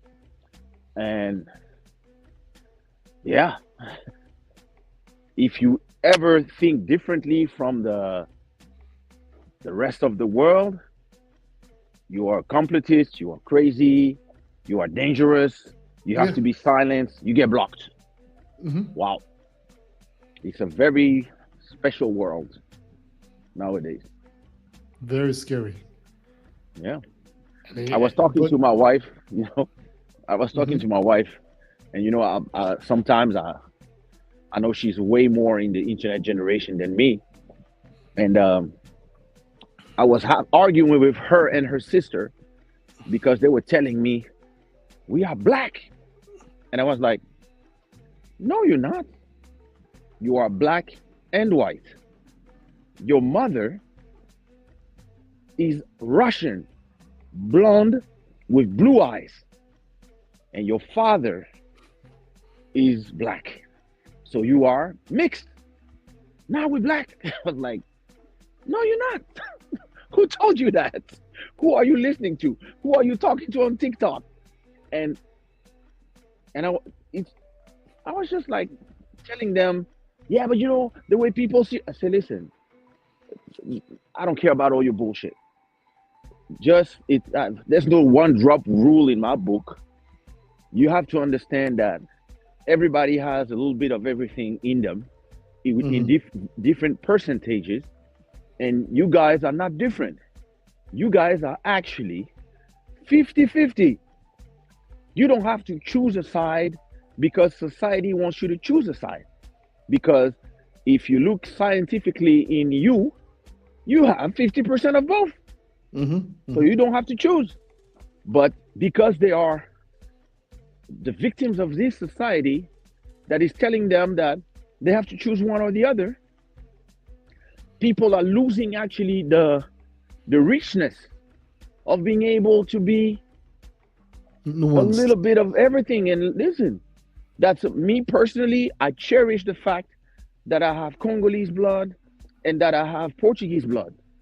Mhm. You don't see it when you see me, but I cherish the fact that I'm a multicultural person.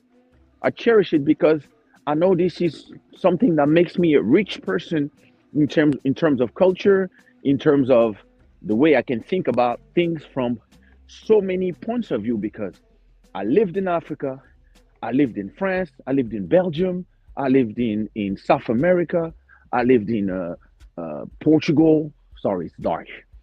Uh, Hmm. and I believe that this is what makes you an interesting person, when you are somebody that embraces the multicultural, Yeah, but and the multi opinions.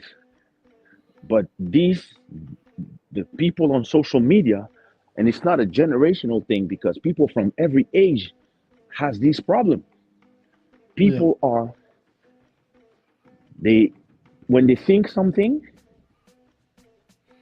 and maybe listen, you watch a video on YouTube and you watch another video of somebody of the subject, and you hmm, tend to watch the people you agree with. So if you watch five people you agree with, YouTube will serve you another 20 people you agree with.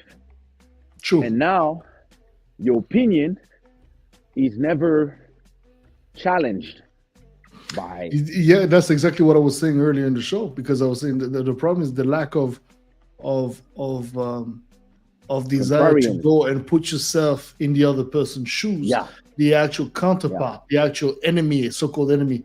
And you may, Hmm. yeah, and sometimes, as horrible as it and as difficult as it may be, the simple fact that you demonstrate that intelligence and that capacity to put yourself in that person's shoes and understand their perspective of the situation Hmm. will allow you to maybe approach the topic from a different vantage point. Look, I just received a WhatsApp from a friend of mine, and he told me, "Hey, I want to book you for Rwanda." I was like, "Oh, listen, I would love to go, because I believe in bridging with love and music. Yeah. But at the same time, I don't know if I want to face the PR nightmare that it would be for the Congolese people, Yeah. especially right now where it's been used as an election uh, talking point." Yeah, yeah, yeah. So I was telling him, fuck, I would love to go, because I have friends there, and music is music, and people who love music, to me, have no nationality. But I have to be smart. And I also have to think about all the implications that would do for my family too, because I have a family of politicians. So I was like, I'm gonna pass for now. Yeah, and I pay, I pay that you 10K. I'm sorry, I'm gonna yeah, pass. that's the well, but at the end of the day, it's an intelligence. Huh? You have to analyze situations for that, and you Yeah, know, we have but that's sad. Joel Amen, Joel Amen. Hello, Oh, Joel, Joel amen. Amen. Si, Listen, si. I'm since Joel is there, I told the story on my live, and Joel is pretending it didn't happen. So I'm gonna tell it here. I'm gonna tell it here as well. Mm-hmm, When me and Joel were 14, 13, 14, mm-hmm. he told us that he got attacked in a park in Brussels, right? By a guy who was trying to, I don't know, do something to him. And that Mm-hmm. to save himself, he bite the person in the balls. And listen, I don't know why I don't know why I remember this story, but I remember vividly him telling me that. And he says that's not true. And I'm like, bro, it Non, happened. Joël, il faut venir dans le live, il faut venir te défendre face à cette thèse d'accusation. Bro, listen, Attends, je t'envoie le lien ici dans les commentaires, Joël. we were we were, we were young, but I remember I remember him, and we were like, wow. And listen, for my whole the last so wait, I'm about to be 50. Uh so from probably 13, 14. I don't remember. We were probably 13, 14 till today. I always told him, wow, you know, you imagine in your head that story of him fighting in the park. What kind of situation was it for him to bite the balls of that guy? I don't know. Some pedophile situation. I don't know, bro. Ah, vraiment. I don't know. All I know that he said, I bite him in the balls. I'm like, yo. when you're kids, he's like, wow. He's like, we have another friend. He used to tell us that he was dating Whitney Houston. And we were like, well, yeah? I remember we were at Trocadero. He was telling us, yeah. Yeah, no, I can't go tonight to the party. I'm staying with Whitney. Whoa. And now I'm thinking about it. I'm like, what a fucking mito. Joel Amen he's in the building. Joel Amen. Listen. You know, that story I don't remember.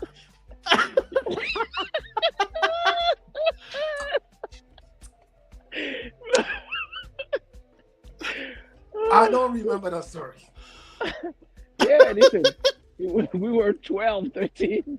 So I mean, that's a thing, though. That's a thing. So I'm like, did I say that? Did it really happen? And that's why I got lost. Listen, we used to say a lot of shit when we were kids, but me, I have a crazy memory. I remember a lot of these conversations, and I remember that day vividly because that's the day me and my uncle Suke, we did and Dimi, I think, we did a bike accident in Waterloo. Okay. Not far from Tantine Adele's house. That day, the two bikes, I think the wheels touched themselves, and then we all crashed, and nobody got hurt, but we were all on the floor laughing, and then we just stayed there. And this I remember, vivid memory from childhood. And then after that, you arrived. No, I don't think it was Waterloo. Why? Because maybe Uccle, I don't know. Yeah, you know, that's where I cannot really find myself, because remember, Dimitri and Dede, yes, they were in Belgium, but I was never in Belgium. I've never lived in Belgium. Maybe it was your brother Dede. Yes, could be. It looks like it could be him. When I see the eccentric person he is now, with cheveux défrisés at 50, I'm like, yo, that could be him. But listen, just to come bite you. Bro, I will always remember that story.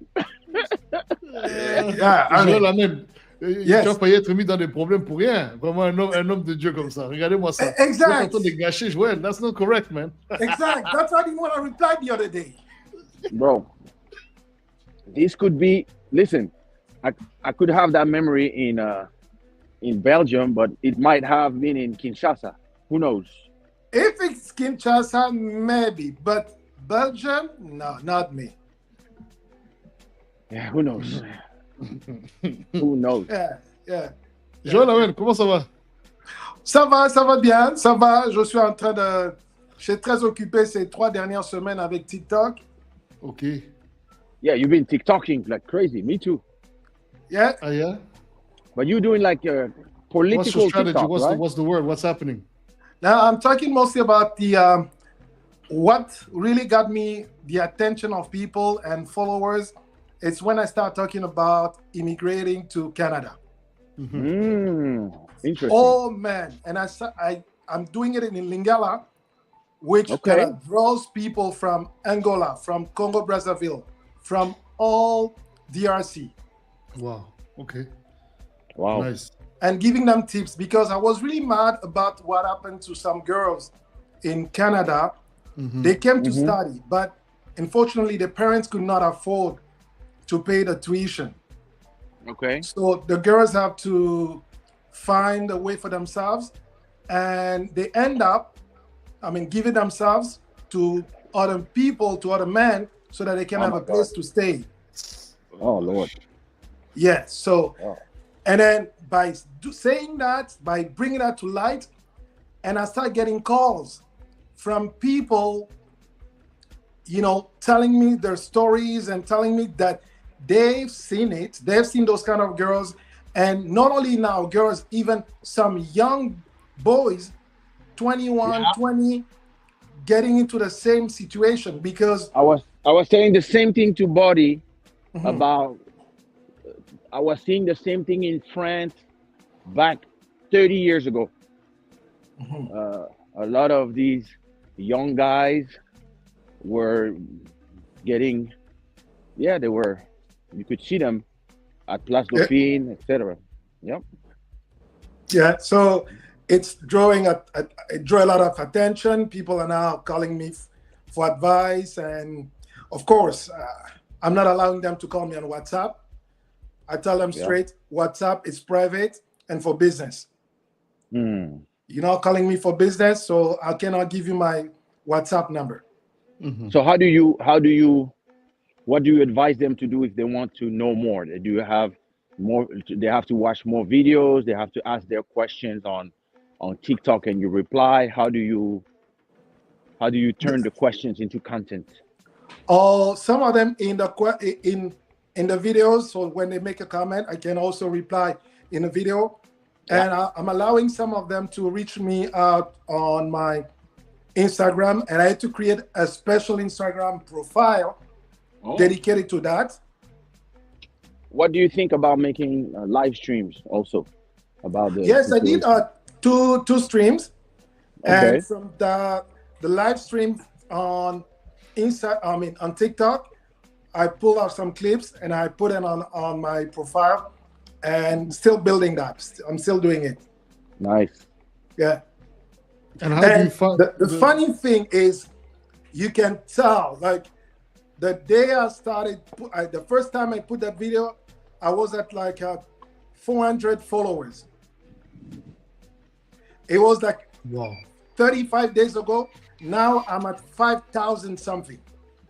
Wow. so TikTok? Whoa. Yeah. And I'm getting at least eh, 100 followers per day. my, Whoa. eh, Yeah, me too. On TikTok with my strategy of replying to comments, I'm getting huge amount of guys. I'm taking the elevator. I'm logging in again in 2 minutes. okay. Okay.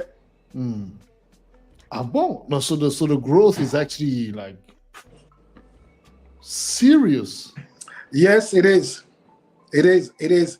It is to the point that I even made a video about it on my YouTube channel, talking about how the algorithms works with TikToks, and how you can build your brand in a different manner using TikTok. Wow.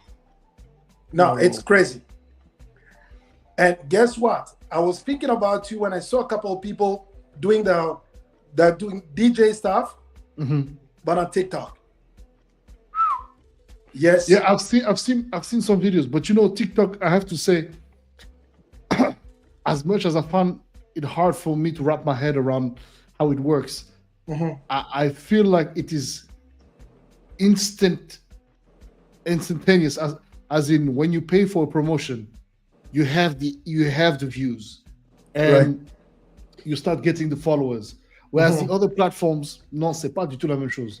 Instagram, you pay, but you have no results. You don't even see the impact. Right. Whereas TikTok, people really interact with your post. Right. Which is like, wow.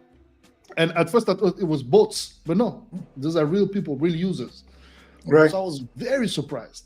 Yeah. But I think I need to do the same as you, as in really dive into TikTok and start understanding how it works, because it's still, for me, it's still very, What I also I've tested, I have an adapter. The HDMI. They call it the USB-C adapter. Not a USB-C. The HDMI. No, USB. The camera adapter from Apple. Okay. And I think with that, you can get the sound from your mic, from your shirt, through TikTok, and it's good.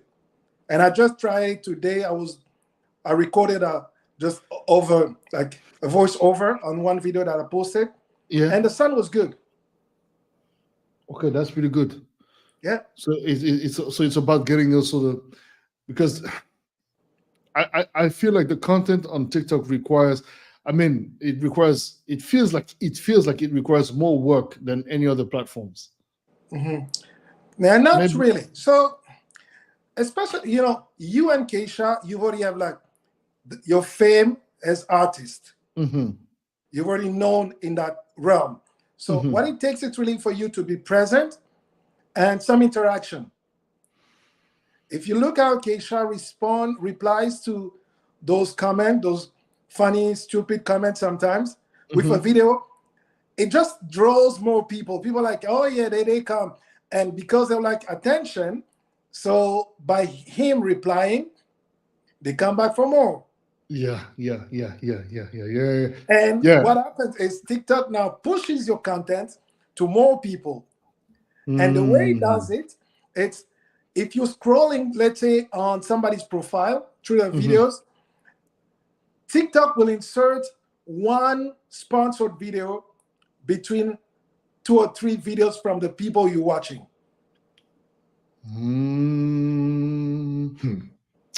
Okay, I see.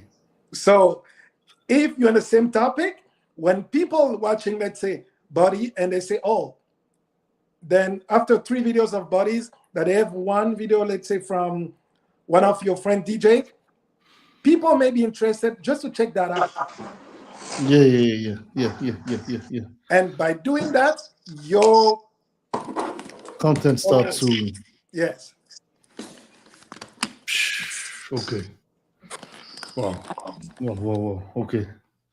No, it really is something that I need to dive into, because again, I feel like I'm not using it to its full potential. And so what are the advices that the people are you trying to like look into sort of like transforming this into an actual business, or no, you want to avoid that for legal reasons and stuff?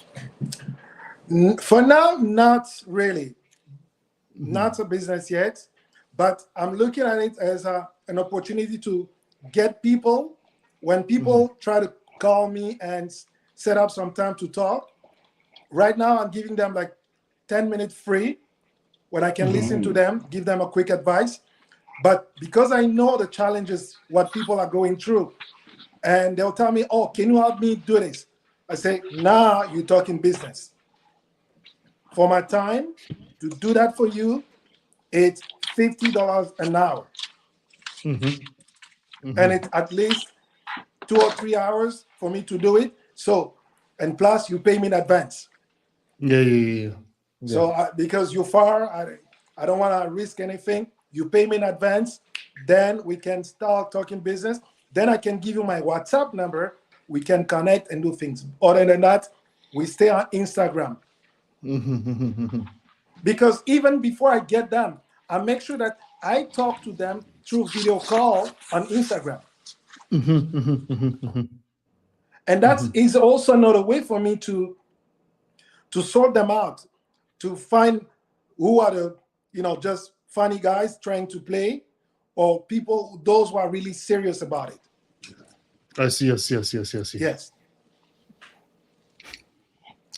There's this app. I don't know if I haven't tried it, but I see Patrick Bet-David promoting it. That's his app. Yeah, Minect, right? Yeah. Pay to speak, and you actually have access to the people you pay to speak to. Depending on how much you pay. It's pretty. Everybody can do their own pricing and people pay exactly to speak to you for a certain amount of hours. So it's interesting for to To be a consultant, that's kind of an interesting alternative. Yeah. Now that's. I mean, so far I like it. I can't wait to get to 10,000 and unlock some other TikTok features.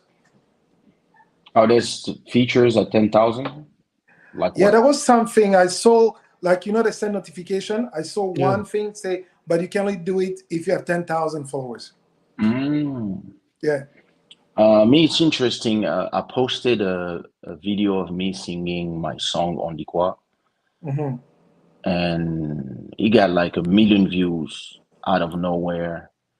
And I had like Whoa. 50,000 followers in 2 days. Hmm. Like the whole Congolese TikTok, like everybody came, and you had like something like 3,000 comments on the Right. video. Hmm. And from there, that's when I launched this trend of replying in video to people's comments. Right. Somebody asked me something specific, I don't remember what it was, and Hmm. I reply in a video. Somebody said something like, "Oh, you were my husband when I was like, like, oh my God." And Yeah, it I started with just, those girls. yeah, listen, I just replied that, or somebody said, I used to get beaten because I would leave the house without saying nobody to go see you perform. And I reply, wow, something like that, or because of you, I had a kid, and I just did like 2 video comments, and I came back the next day, Mhm. and the video comments had 50,000 views each and 300 comments each. And from there, I just started that trend of replying to comments with videos. And Yeah. on TikTok, it made me really like go to 60,000 followers Yeah. in a month, which was crazy. And then down now I'm balancing between a little bit of that. I reply like maybe I will do 6 videos. It's kind of easy. I turn on the lights. I come with this setup. Right. I just start replying to people for I do 6 videos. I find funny comments, interesting stuff, um, and then I mix that with a little bit of music, Hmm. maybe one instrumental. I'm gonna start doing me singing one of my songs. Sometime new songs, sometime old songs, and I can also pre-record because I have the setup. I have the professional camera. I can pre-record stuff with me on the microphone singing something, and then I just use that as a 1 minute videos to promote new songs, old songs, in quality, and also maybe I'm starting to do clips of Club Shada also, Right. because now you can do 10 minutes on TikTok. So I the videos I put on YouTube, Hmm. the ones that are around 5-7 minutes, I just put them in a vertical. I just because I'm in the middle of the screen anyway, so I just cut the side and Hmm. I repurpose on Instagram, and I used to try to do 1 minute videos, but Hmm. now I just keep the whole 5 minutes, 6 minutes of me talking about certain subjects. I know it doesn't have the same engagement, Right. but I know it is also interesting for the people who are more into the business side and stuff. And then I keep the funny stuff for the rest of the people because why Right. not? That's good. That's good. Yeah. So, Hmm. gents, I need to drop because I was just in the middle of my supper. And then you heard the story. Yeah, you just called me out, so I'm like, no, I need to address this. So I'm gonna have to ask everybody if they remember Mm. that story, and everybody gonna be like, "Where did you invent that stuff?" Because you've been talking about it so much. I'm like, Listen, should I call him? Okay, but then busy with listen. this stuff. It's just popped up in my head. Mm. Listen, the whole Belgium times just popped up in my memories. A lot of memories from that times, Yeah. uh, where we were neighbors with Tantine Adele Hmm. and les bons PC. Hmm. So first house in Waterloo.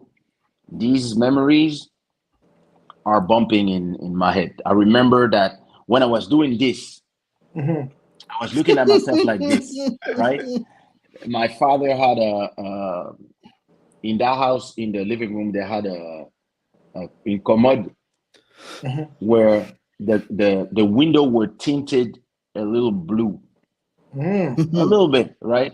So when I was looking at myself like this, my eyes were blue, and I was like, "Yo, I gotta be one." Oh Oh, man. C'était l'époque du défrisage. yeah, Le yeah. Bravo. So défrisage. I have to drop because at in what 35 minutes I'll be live Oh, trying to nice. do Instagram, Twitter, Facebook, YouTube live all at the same time on Ika. Oh, I'll be there. Sounds good. I want to see that. All right. Everyone Okay. follow Joel Amen TV for more content. We'll All right. post your channel Take care. immediately. Thanks. This guy never invites us in his channel, on his shows. This guy No, just is like, you guys, we stink. I guess. Non, mais en tout cas, c'est intéressant, c'est intéressant. Yeah, it is. This It is. dog, man, you're so clingy, man. You are clingy. Oh, I'm connected through my phone. Why did I connect through my phone when I have my professional camera? I know. I was kind of wondering what was your problem. I just Yes, didn't think about it. I love I you didn't too. think about it. I do. I mean, I can turn it on if we're still there for a few minutes. Pour un peu effrayer le monde, montrer la qualité. C'est You clam important. shada.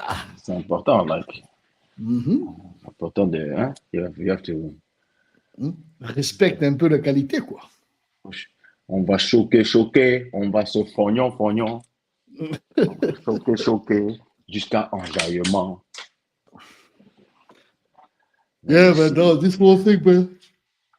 If you think about it, it's yeah. There's Yeah, a these lot of extremes, this is pain in the butt, man. Everybody is too extreme. yeah, but there's a lot of people who are kind of lost in a world where, you know, it's interesting how the world of the internet, right, was a world where you were supposed to have a few people that had the they were invited to talk, right? To give the opinion for the rest of the people, right? And then you had the rest of us were there watching. And it kind of wasn't fair because a lot of the people wanted to be able to have their say in the conversation. So we created social media, a world where everybody can talk. And we are now realizing that it's actually, there's a reason why not everybody should talk. Well, at first it was more like it was a place where you connect with old friends. You find old friends, Facebook, etc. Ensuite, MySpace, voilà. Ensuite, GeoCity. yeah. Yeah. And then Instagram, or share your daily life, whatever. Instagram was more share your photos in the beginning. They C'est were ça, trying c'est to ça. do a C'était share your copy photos. of it was a copy of Twitter with photos. It was Twitter with photos. I remember when they did it. Exactement.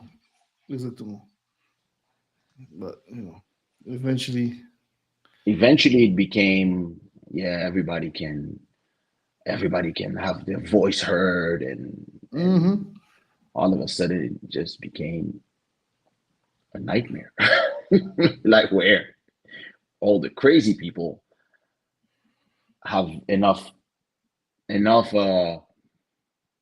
echo in reality, that when they say something, it's powerful. So now they're scaring a lot of people, and the same people who invented those platforms are now the architects of censorship. which is crazy. Indeed. Mais toi, tu te connectes pas? Ça prend Hein? du temps, hein? Toi, tu vas prendre du temps comme ça pour connecter? Je cherche le lien pour je cherche le lien. Ah, Je l'ai pas. StreamYard. Là. Calmez-vous. Oh. Calme cause, calme cause. Calmez Cosot. Alors, voyons voir. Start the cam. Is my mic working? My mic is working. All right. Let me get in with the real. What is my cam settings? Virtual cam. Yeah. Audio.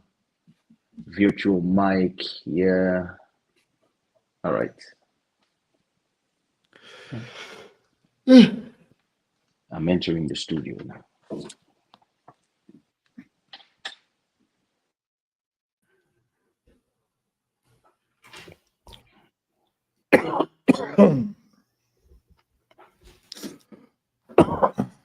C'est mieux, là.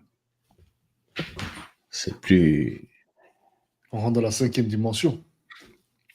I even look prettier.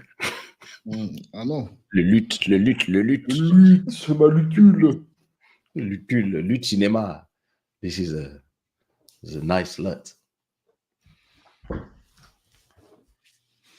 No, man, this is really a serious topic, man. It really is a bothering topic, actually. The social media topic? Yeah, man. It's you come to think about social it. Media changed the world. I believe social media created an anxiety that is on a level that people don't understand. We are now in a world where you can be just minding your business, and 10 people, 20 people can decide to harass you and make you feel horrible if you are not prepared.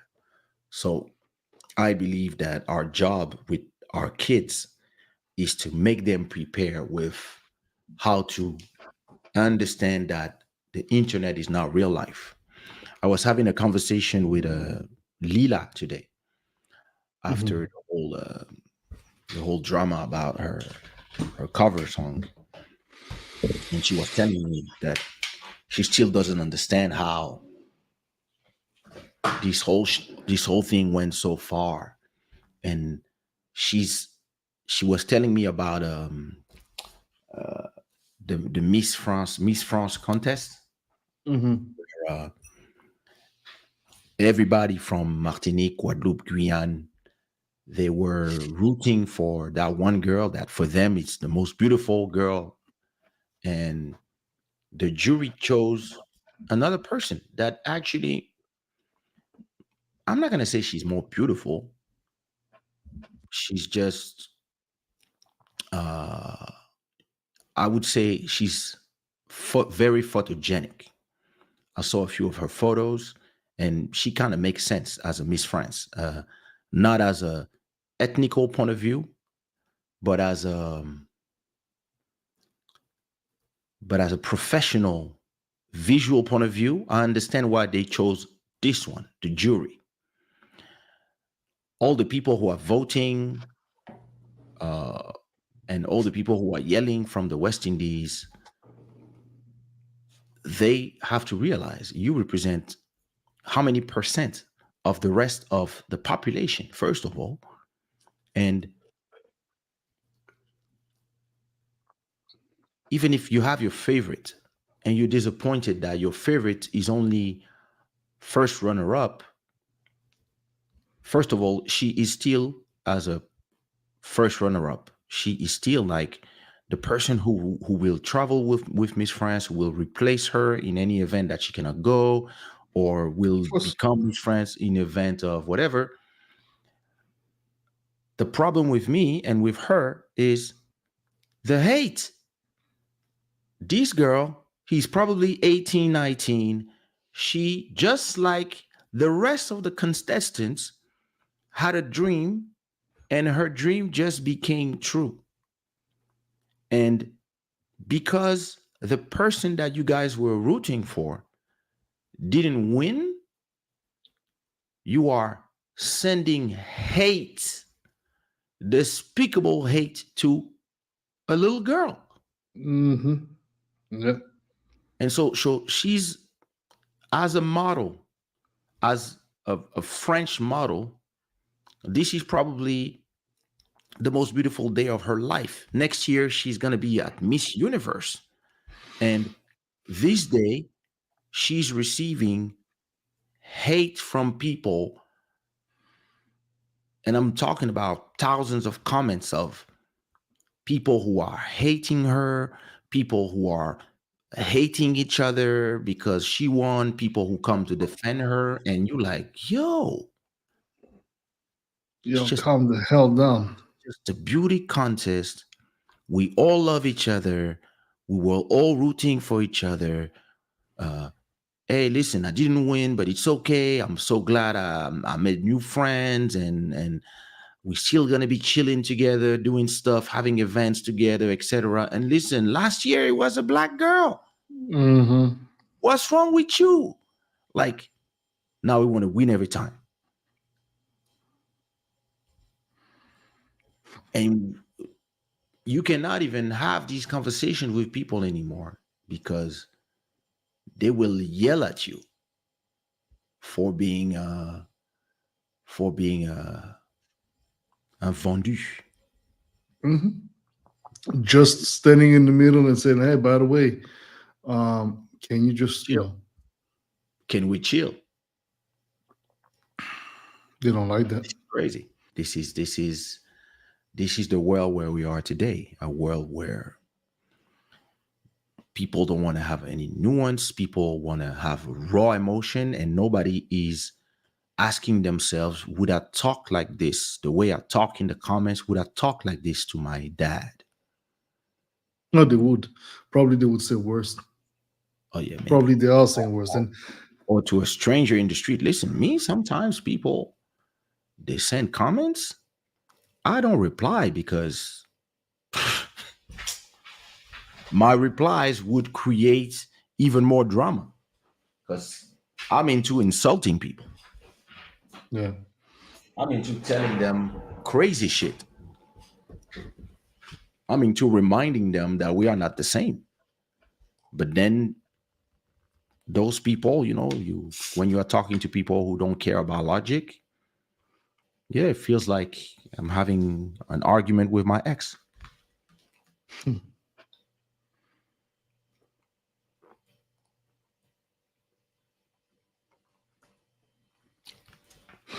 Ouais, c'est pas faux. Hein? That's crazy. It's crazy. Hey.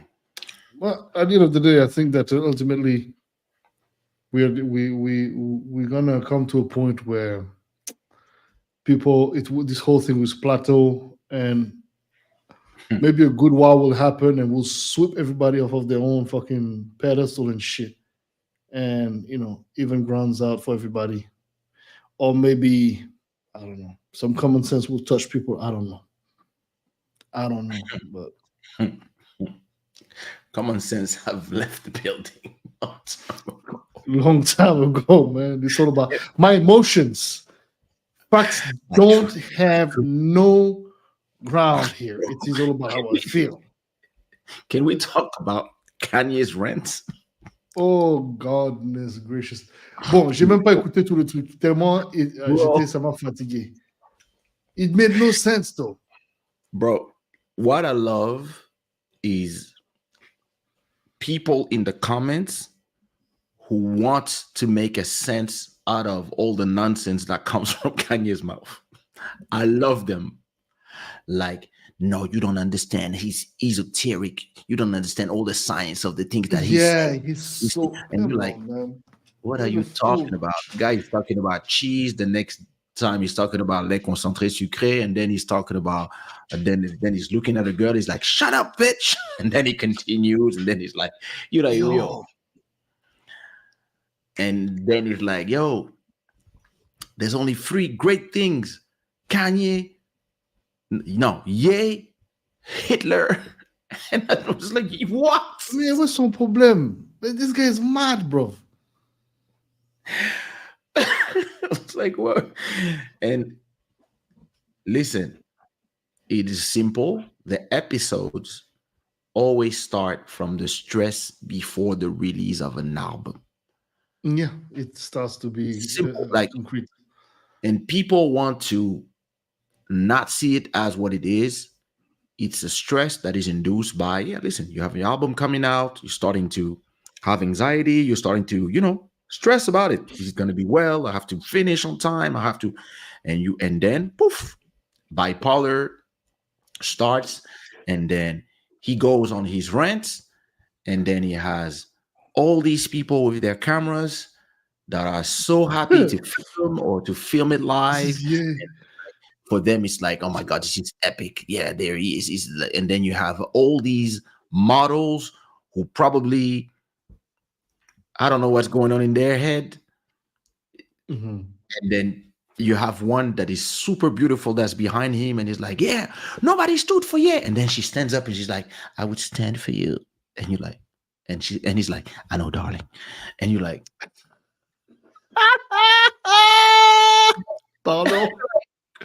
you're like, this is like when you have a bunch of yes men, and you know that if anybody say, bro, like, shut the hell up, man. Bro, what are you talking about? You would like, What? Get like, listen, I would love to have Kanye starting his rant in front of me. And because of that, if he asked me to work with him, I would tell him, you pay me in advance, because I would know that there would be that moment. So I would be like, listen, I want to be paid in advance, and I want all my copyrights on whatever you use from me to be, done well. So lawyers take care of that. And then I would just wait for that moment when I just arrive out of nowhere and I say, bro, sit down and shut the fuck up. Like, what are you talking about? Listen, chill. No, you don't know. I said, bro, stop making a fool out of yourself and a fool out of us. And this is not the right place to say all your nonsense to all these people to models. You have to look at the comments. The comment section is amazing. No, but the funny thing about all this thing is that you are a father, man. You have kids. Like, him and all of these people, man. Like, they have kids. They carry themselves as no, bro. Man. Non, mais c'est irresponsable. Le livre dont vous êtes le héros. This is what we are talking about. We are talking about somebody who's the hero of his story. Of his own book. Yeah. And who has a bunch of people who can't wait to see how many views they're going to do from the video. They know that it's a viral moment. So they hear, oh my God, this is amazing. So they're happy. Listen, they all have there.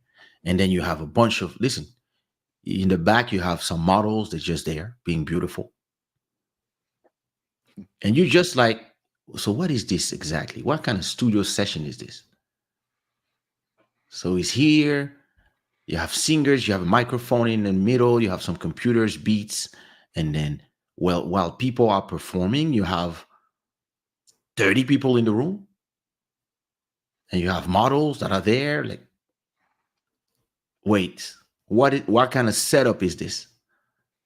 And then he just goes on a rant, and everybody's like, those are the kind of setup that Diddy's engineer was talking about. Ooh. No, man, I'm telling you, Papa, these people, man. No, and for me, it's like you brought kids to this realm, and you expect them to respect you as a father. And your words kill. Don't say that. I would, what? But you don't like. Come on, man. You're not a father. Why are you? Maintenant tu dis ça. Oh, you're using the guy's disease to shame him. No, but at a certain point, people need to keep this guy in check, man. No, You have a the family, shame bro. needs to return. I remember Shame. there was a guy, back home in Central Africa, Central African Republic. I was a kid. Yeah. He had episodes at a very specific moment of the year during the summer season, the dry season. Okay. For the entirety of the dry season, he had these episodes. Okay. It was specifically then. Then rainy season, the guy was back to normal. It made no sense. For 6 months, well, a little less maybe, but 6 months. That's what I could recall, at least as a kid. They actually, and we don't deal with mental illness in Africa. We don't understand how to deal with them. So either they abandon you, your family abandon you because it's a shame. So they abandon you, and you end up having to like leave off for food from etc. Or you live with an aunt somewhere far. Or they chain you out of a tree and they feed you like a dog. Oh shit. No, man, these are realities. Yeah, those are realities from our continent, unfortunately. There's no real, and that's very, very sad. Actually, that's really something that I think requires some advocacy, because we have a lot more mental illness than we speak of on the continent, and it's not taken care of properly. But anyways, he had his episode once a year for a long period of time, and it was crazy. It was crazy, and it was such a shame. He brought so much shame to the kids. His kids were working for my mom. They were in the atelier of my mother, working on all the jewelry and stuff. And he was a very intelligent man, But then when he entered these episodes, but they didn't alienate him. They kept him in the property, in the house with them. But it was terrible, man. It brought so much shame, so much sadness for the family.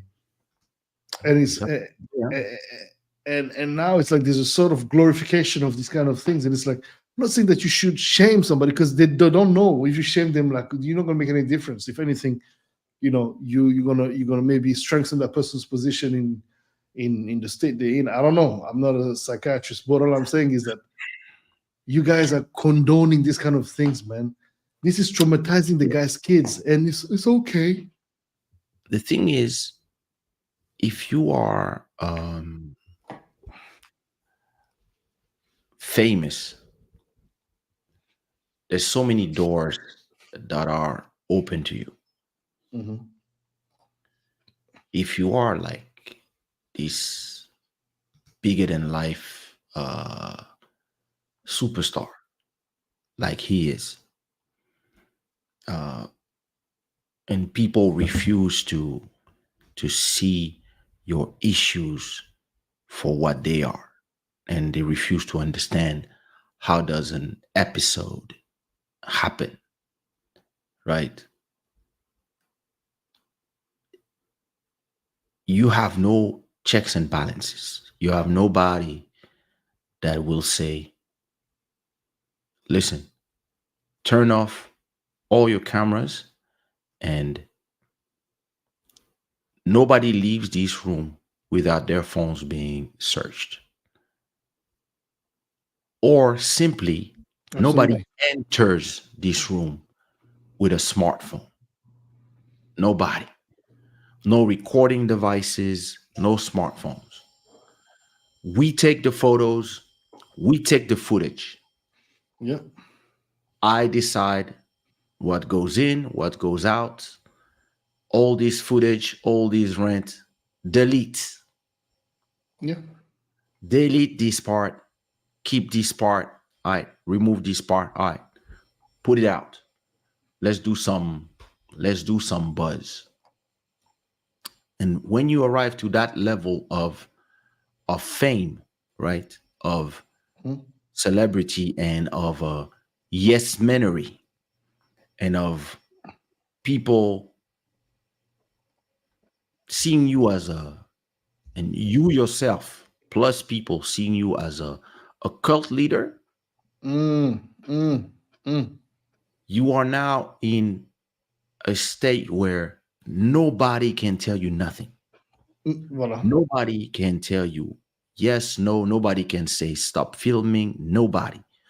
And Yeah. nobody can protect you because you are way, way, way, way too rich to be protected.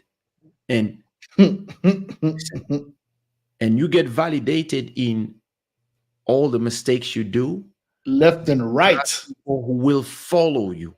So he's gonna release some shoes.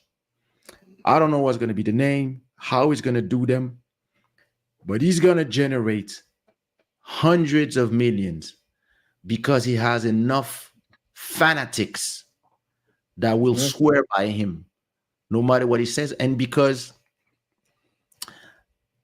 he insulted people, but these people, they don't make up more than 4%.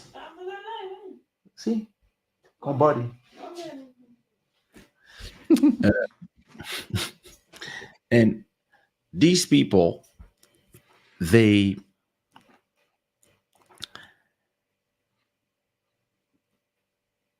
represent what? 4 or 5% of the population. And they, because they believe that they are so important in when they, the way they see themselves, they believe that they have the power, and they have a lot of power, but they have the power to erase him for everything in the business, etc. But he's showing you now that the other 96% of the world, they are still supporting him because Oh yeah. they didn't feel insulted because he didn't talk about them. Nope. And once you remove everybody from all the sponsoring, from all the management, from all the things and etc., and he shows you that if he organizes a show, if he shows up somewhere, if he starts saying, hey, I have a new album coming out, he comes out with a black Ku Klux Klan hoodie, people are still rocking with him. 100%. And oh my God, it's amazing, man. And there's nothing you can do at that point.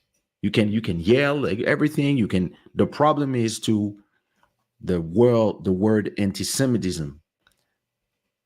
They abused of it so much because now you can do any criticism of the occupation, the mistreatment of another group of people, and they just throw anti-Semitism as any response to block critics. So a lot of people are looking at him and being like, yo, maybe this guy had a point. And he comes now, and he just comes and do his songs, and people realize why they love him. They love him because of the music. They love him because about the talent, about the shoes, about the ideas, about the fact that he's a trailblazer. Yeah. And if only he could have somebody that works for him, that he cannot fire, that he did a contract for, that he cannot fire, only the person can demit it himself, that him or herself, that person has a contract. And that person is the person that would say, every event, no phones, no rents, no public rents. If you start renting on stage, this is what we do. This is how we do. Put music on top of him. No, cut his mic, put music. Now we are like, and he agrees to these points when he's in his normal state of mind. I don't want to say normal. When he's in Why the not? right, or because I don't know which one. Okay, the right state of mind. Yeah, you're right. We don't know what his normal is, right? Yeah. So when he's in the one that serve his interest best, and he's in front of all the fanatics, and we know there's going to be a lot of cameras and a lot of image that we cannot control. These are the contingency plan. If he does this, we do this. If he does that, we do that. If he goes this way, we do this. If he starts renting, no rent, no public rents, nothing in public. We cut this, that, put music on top, cut his mic. You escort him out until, and he can yell, he can do whatever, that we don't care. And yeah, people will say, oh, he's in a jail. People, oh my God, they're controlling him. Yes, that's why he hired me for.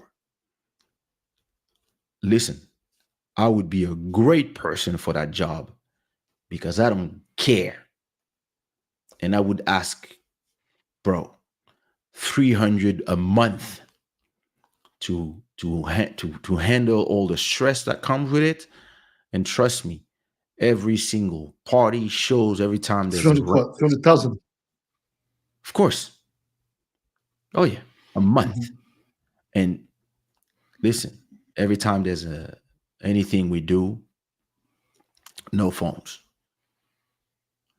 No phones. I don't care if you're a big artist.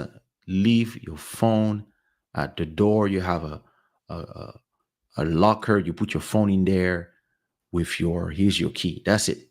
I don't care. And nothing goes inside of your cameras. Nothing. Completely protect his image, and whatever comes out has to be. And listen, when he goes out and paparazzi start talking to him and he start responding, I just come out of nowhere. Let's go. Thank you. Hey, don't touch my camera. Shut the fuck up. I touch your camera if I want.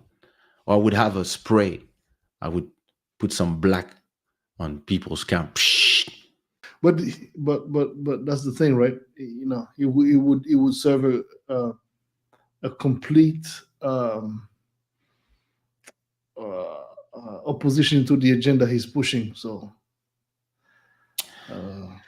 listen. Some people are saying that he has an agenda and etc. I don't even know if he has an agenda. When I say the agenda, to say is all about people letting him be when he wants to speak. Don't cut me off. That it's all about okay. Yeah. Listen, that's pure. Listen, what you are seeing is c'est la folie. Ego maniac is part of the bipolar condition. When you have an episode, you have delusions of grandeur, of grandeur. I don't know why I want to say it like these people that don't even know how to speak French. Delusions of grandeur. This part of you have the God complex. Yeah, you get the God complex. So if you have somebody that is just there, your mission is, listen, you have the conversation with the person and say, listen, what is my mission? To protect me. Okay. This is how I protect you. This is what I will do. You can be pissed, you can yell, you can whatever, but trust me, you will respect me because I will not let you disrespect me. But I'm going to help you and I'm going to do my mission. And if you tell me what are you doing, I will tell you what you hired me to do. While you are in your state, you might be angry, you might be this, you might be that, you might tell me that I'm fired, whatever. Listen, I will do what has to be done. I will take you by the arm and put you in that car. I'll arrive out of nowhere. Yeah, enough. Let's go. No, guys, thanks. No walking around by yourself barefoot and talking to all the people. No. All this is over. Like,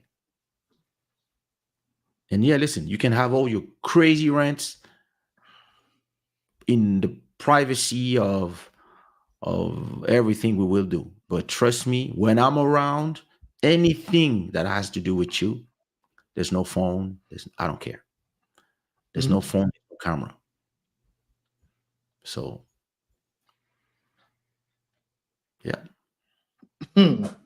Ah oui, donc, Then I receive a call tomorrow. Hey, I saw your video. Receive a call tomorrow.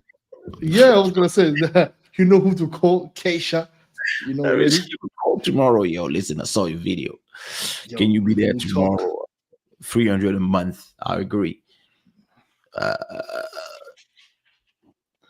Là, ça change la donne. Hein. No, but listen. At a point, if you don't know how to protect yourself because you want to be free and like Elon, you want to be able to say whatever how you want and not have a filter, somebody has to be the filter for you. Yeah, but Elon, the thing with Elon is that he's all right, you know. He seems to control himself. He may say one or two stupid things here and there. Yeah. Mais bon. No, overall, c'est quelqu'un, il n'est pas que c'est pas Kanye, quoi. No, he does. He's not sick. He just has a different. Yeah, he says things the way, and people will trying to turn. He's on the spectrum. This guy, Elon looks like he's a bit on the spectrum. C'est un peu Aspergus ou je sais pas quoi là. C'est les gars qui ont des, Yeah, listen, bro. I know a lot of people who are very intelligent, and at the same time, on some other parts of their personality, they are jerks or they are dumb. Yeah. I know some genius musicians who are the worst businessmen, or some amazing businessmen who have no etiquette or who have no social clues. So we know quite a few. Not everybody is able to handle everything. I remember when I was 24 and I had my first album and I had my first shows with my dancers. After the first show, we done performing and now we are in the club looking for girls, walking around in the crowd, like, and everybody's, oh my God, you're like, yeah. Take some photos and like find some girls to dance zouk with them and then try to bring girls in the backstage. And listen, Guylaine took us and she said, never again. Now what happened? Listen, before the shows, nobody can see you. After the show, nobody can see you either. I want you guys backstage. If there's a photo call or a photo like session, I want this to be organized with security. And then once the photos are done, you pack your things and we go to the hotel. If there's a girl that you like, you show the security and they go get them for you. No dancing in the middle of the crowd. No, because you are destroying the image. Yeah. And listen, this taught us, not only he saved us from a lot of issues, but he also taught us the discipline of what it is to be famous. You cannot be famous and at the same time just be there rolling around the club in the middle of the people. That's possible. But you needed to have somebody that would spoil the party. And that's why I'm still here, because I had people like this and I still have people like this. People that read the contracts for you, people that, and that's what I was telling Lila about her video, was like, if you had somebody like me that you send just to review, or just like when you call me to read me a discourse, or you send me something that you want to this, when people have that and they trust in that person, this makes all the difference. And when you have people that are that rich that they don't respect the opinions of nobody, they need somebody that they fear. They need somebody that they fear, and they need somebody who doesn't care about their anger. That be like, bro, we both know you cannot fire me, so get in the car. No, and you went, I'm not your kid. Get in the car. It's like, yo, shut et go. Imbécile. It's like, yo. Imbécile. Lord. En tout cas, These words, my wife is waiting for me to watch Rick and Morty. I'm sure she started without me because vas-y, Papa K. Anyways, thank you for jumping in the show. with Boddhi, are you gonna be live every day now? Yeah, that's my job. I'm creating content. Exactement. Enfin, Papa K, thank you for joining the live My pleasure. impromptu. And yeah, man, it was as always a good conversation. And yeah, I'm gonna watch the replay to see how I looked. Yeah. When I was Now, in there's the definitely a difference between the iPhone and and your camera, c'est sûr. Mais c'était nice, en tout cas. Impromptu. Bon, ok, je te laisse aller voir maintenant. On se commande demain. Doing a live. I'm watching the. I'm gonna watch that replay. I'm gonna watch this replay with fun. Ok. Bueno, Bueno, Atlas, ouais, ok, bon, à demain. Peace. Ciao. Ciao. Si. Family, it was a pleasure doing this show today. Impromptu presence of brother Keisha who came through, and Joel Amen as well, who jumped in at some point in the live. Yeah, I liked it. It was a nice vibe. We touched on different topics, all related to the initial point somehow. Even when we went on a bit of a tangent at some points, but as always, fam, it's a pleasure. It really is a pleasure to do the show whenever my time permits, because I've realized I'm not doing it every Monday as I wish, and I keep saying that, but I really mean it. It really is frustrating because I want to do it every Mondays, but it's not always easy. With that being said, have a beautiful, beautiful rest of the week. And remember that no matter what you go through, there are better days coming, and there are many, many blessings coming as well. And you've got to remain open for those challenges and for, those blessings that come along with the challenges, because, one doesn't come without the other. Fortunately or unfortunately, you always got to respect the laws of balance, I guess. Be well, fam. Peace.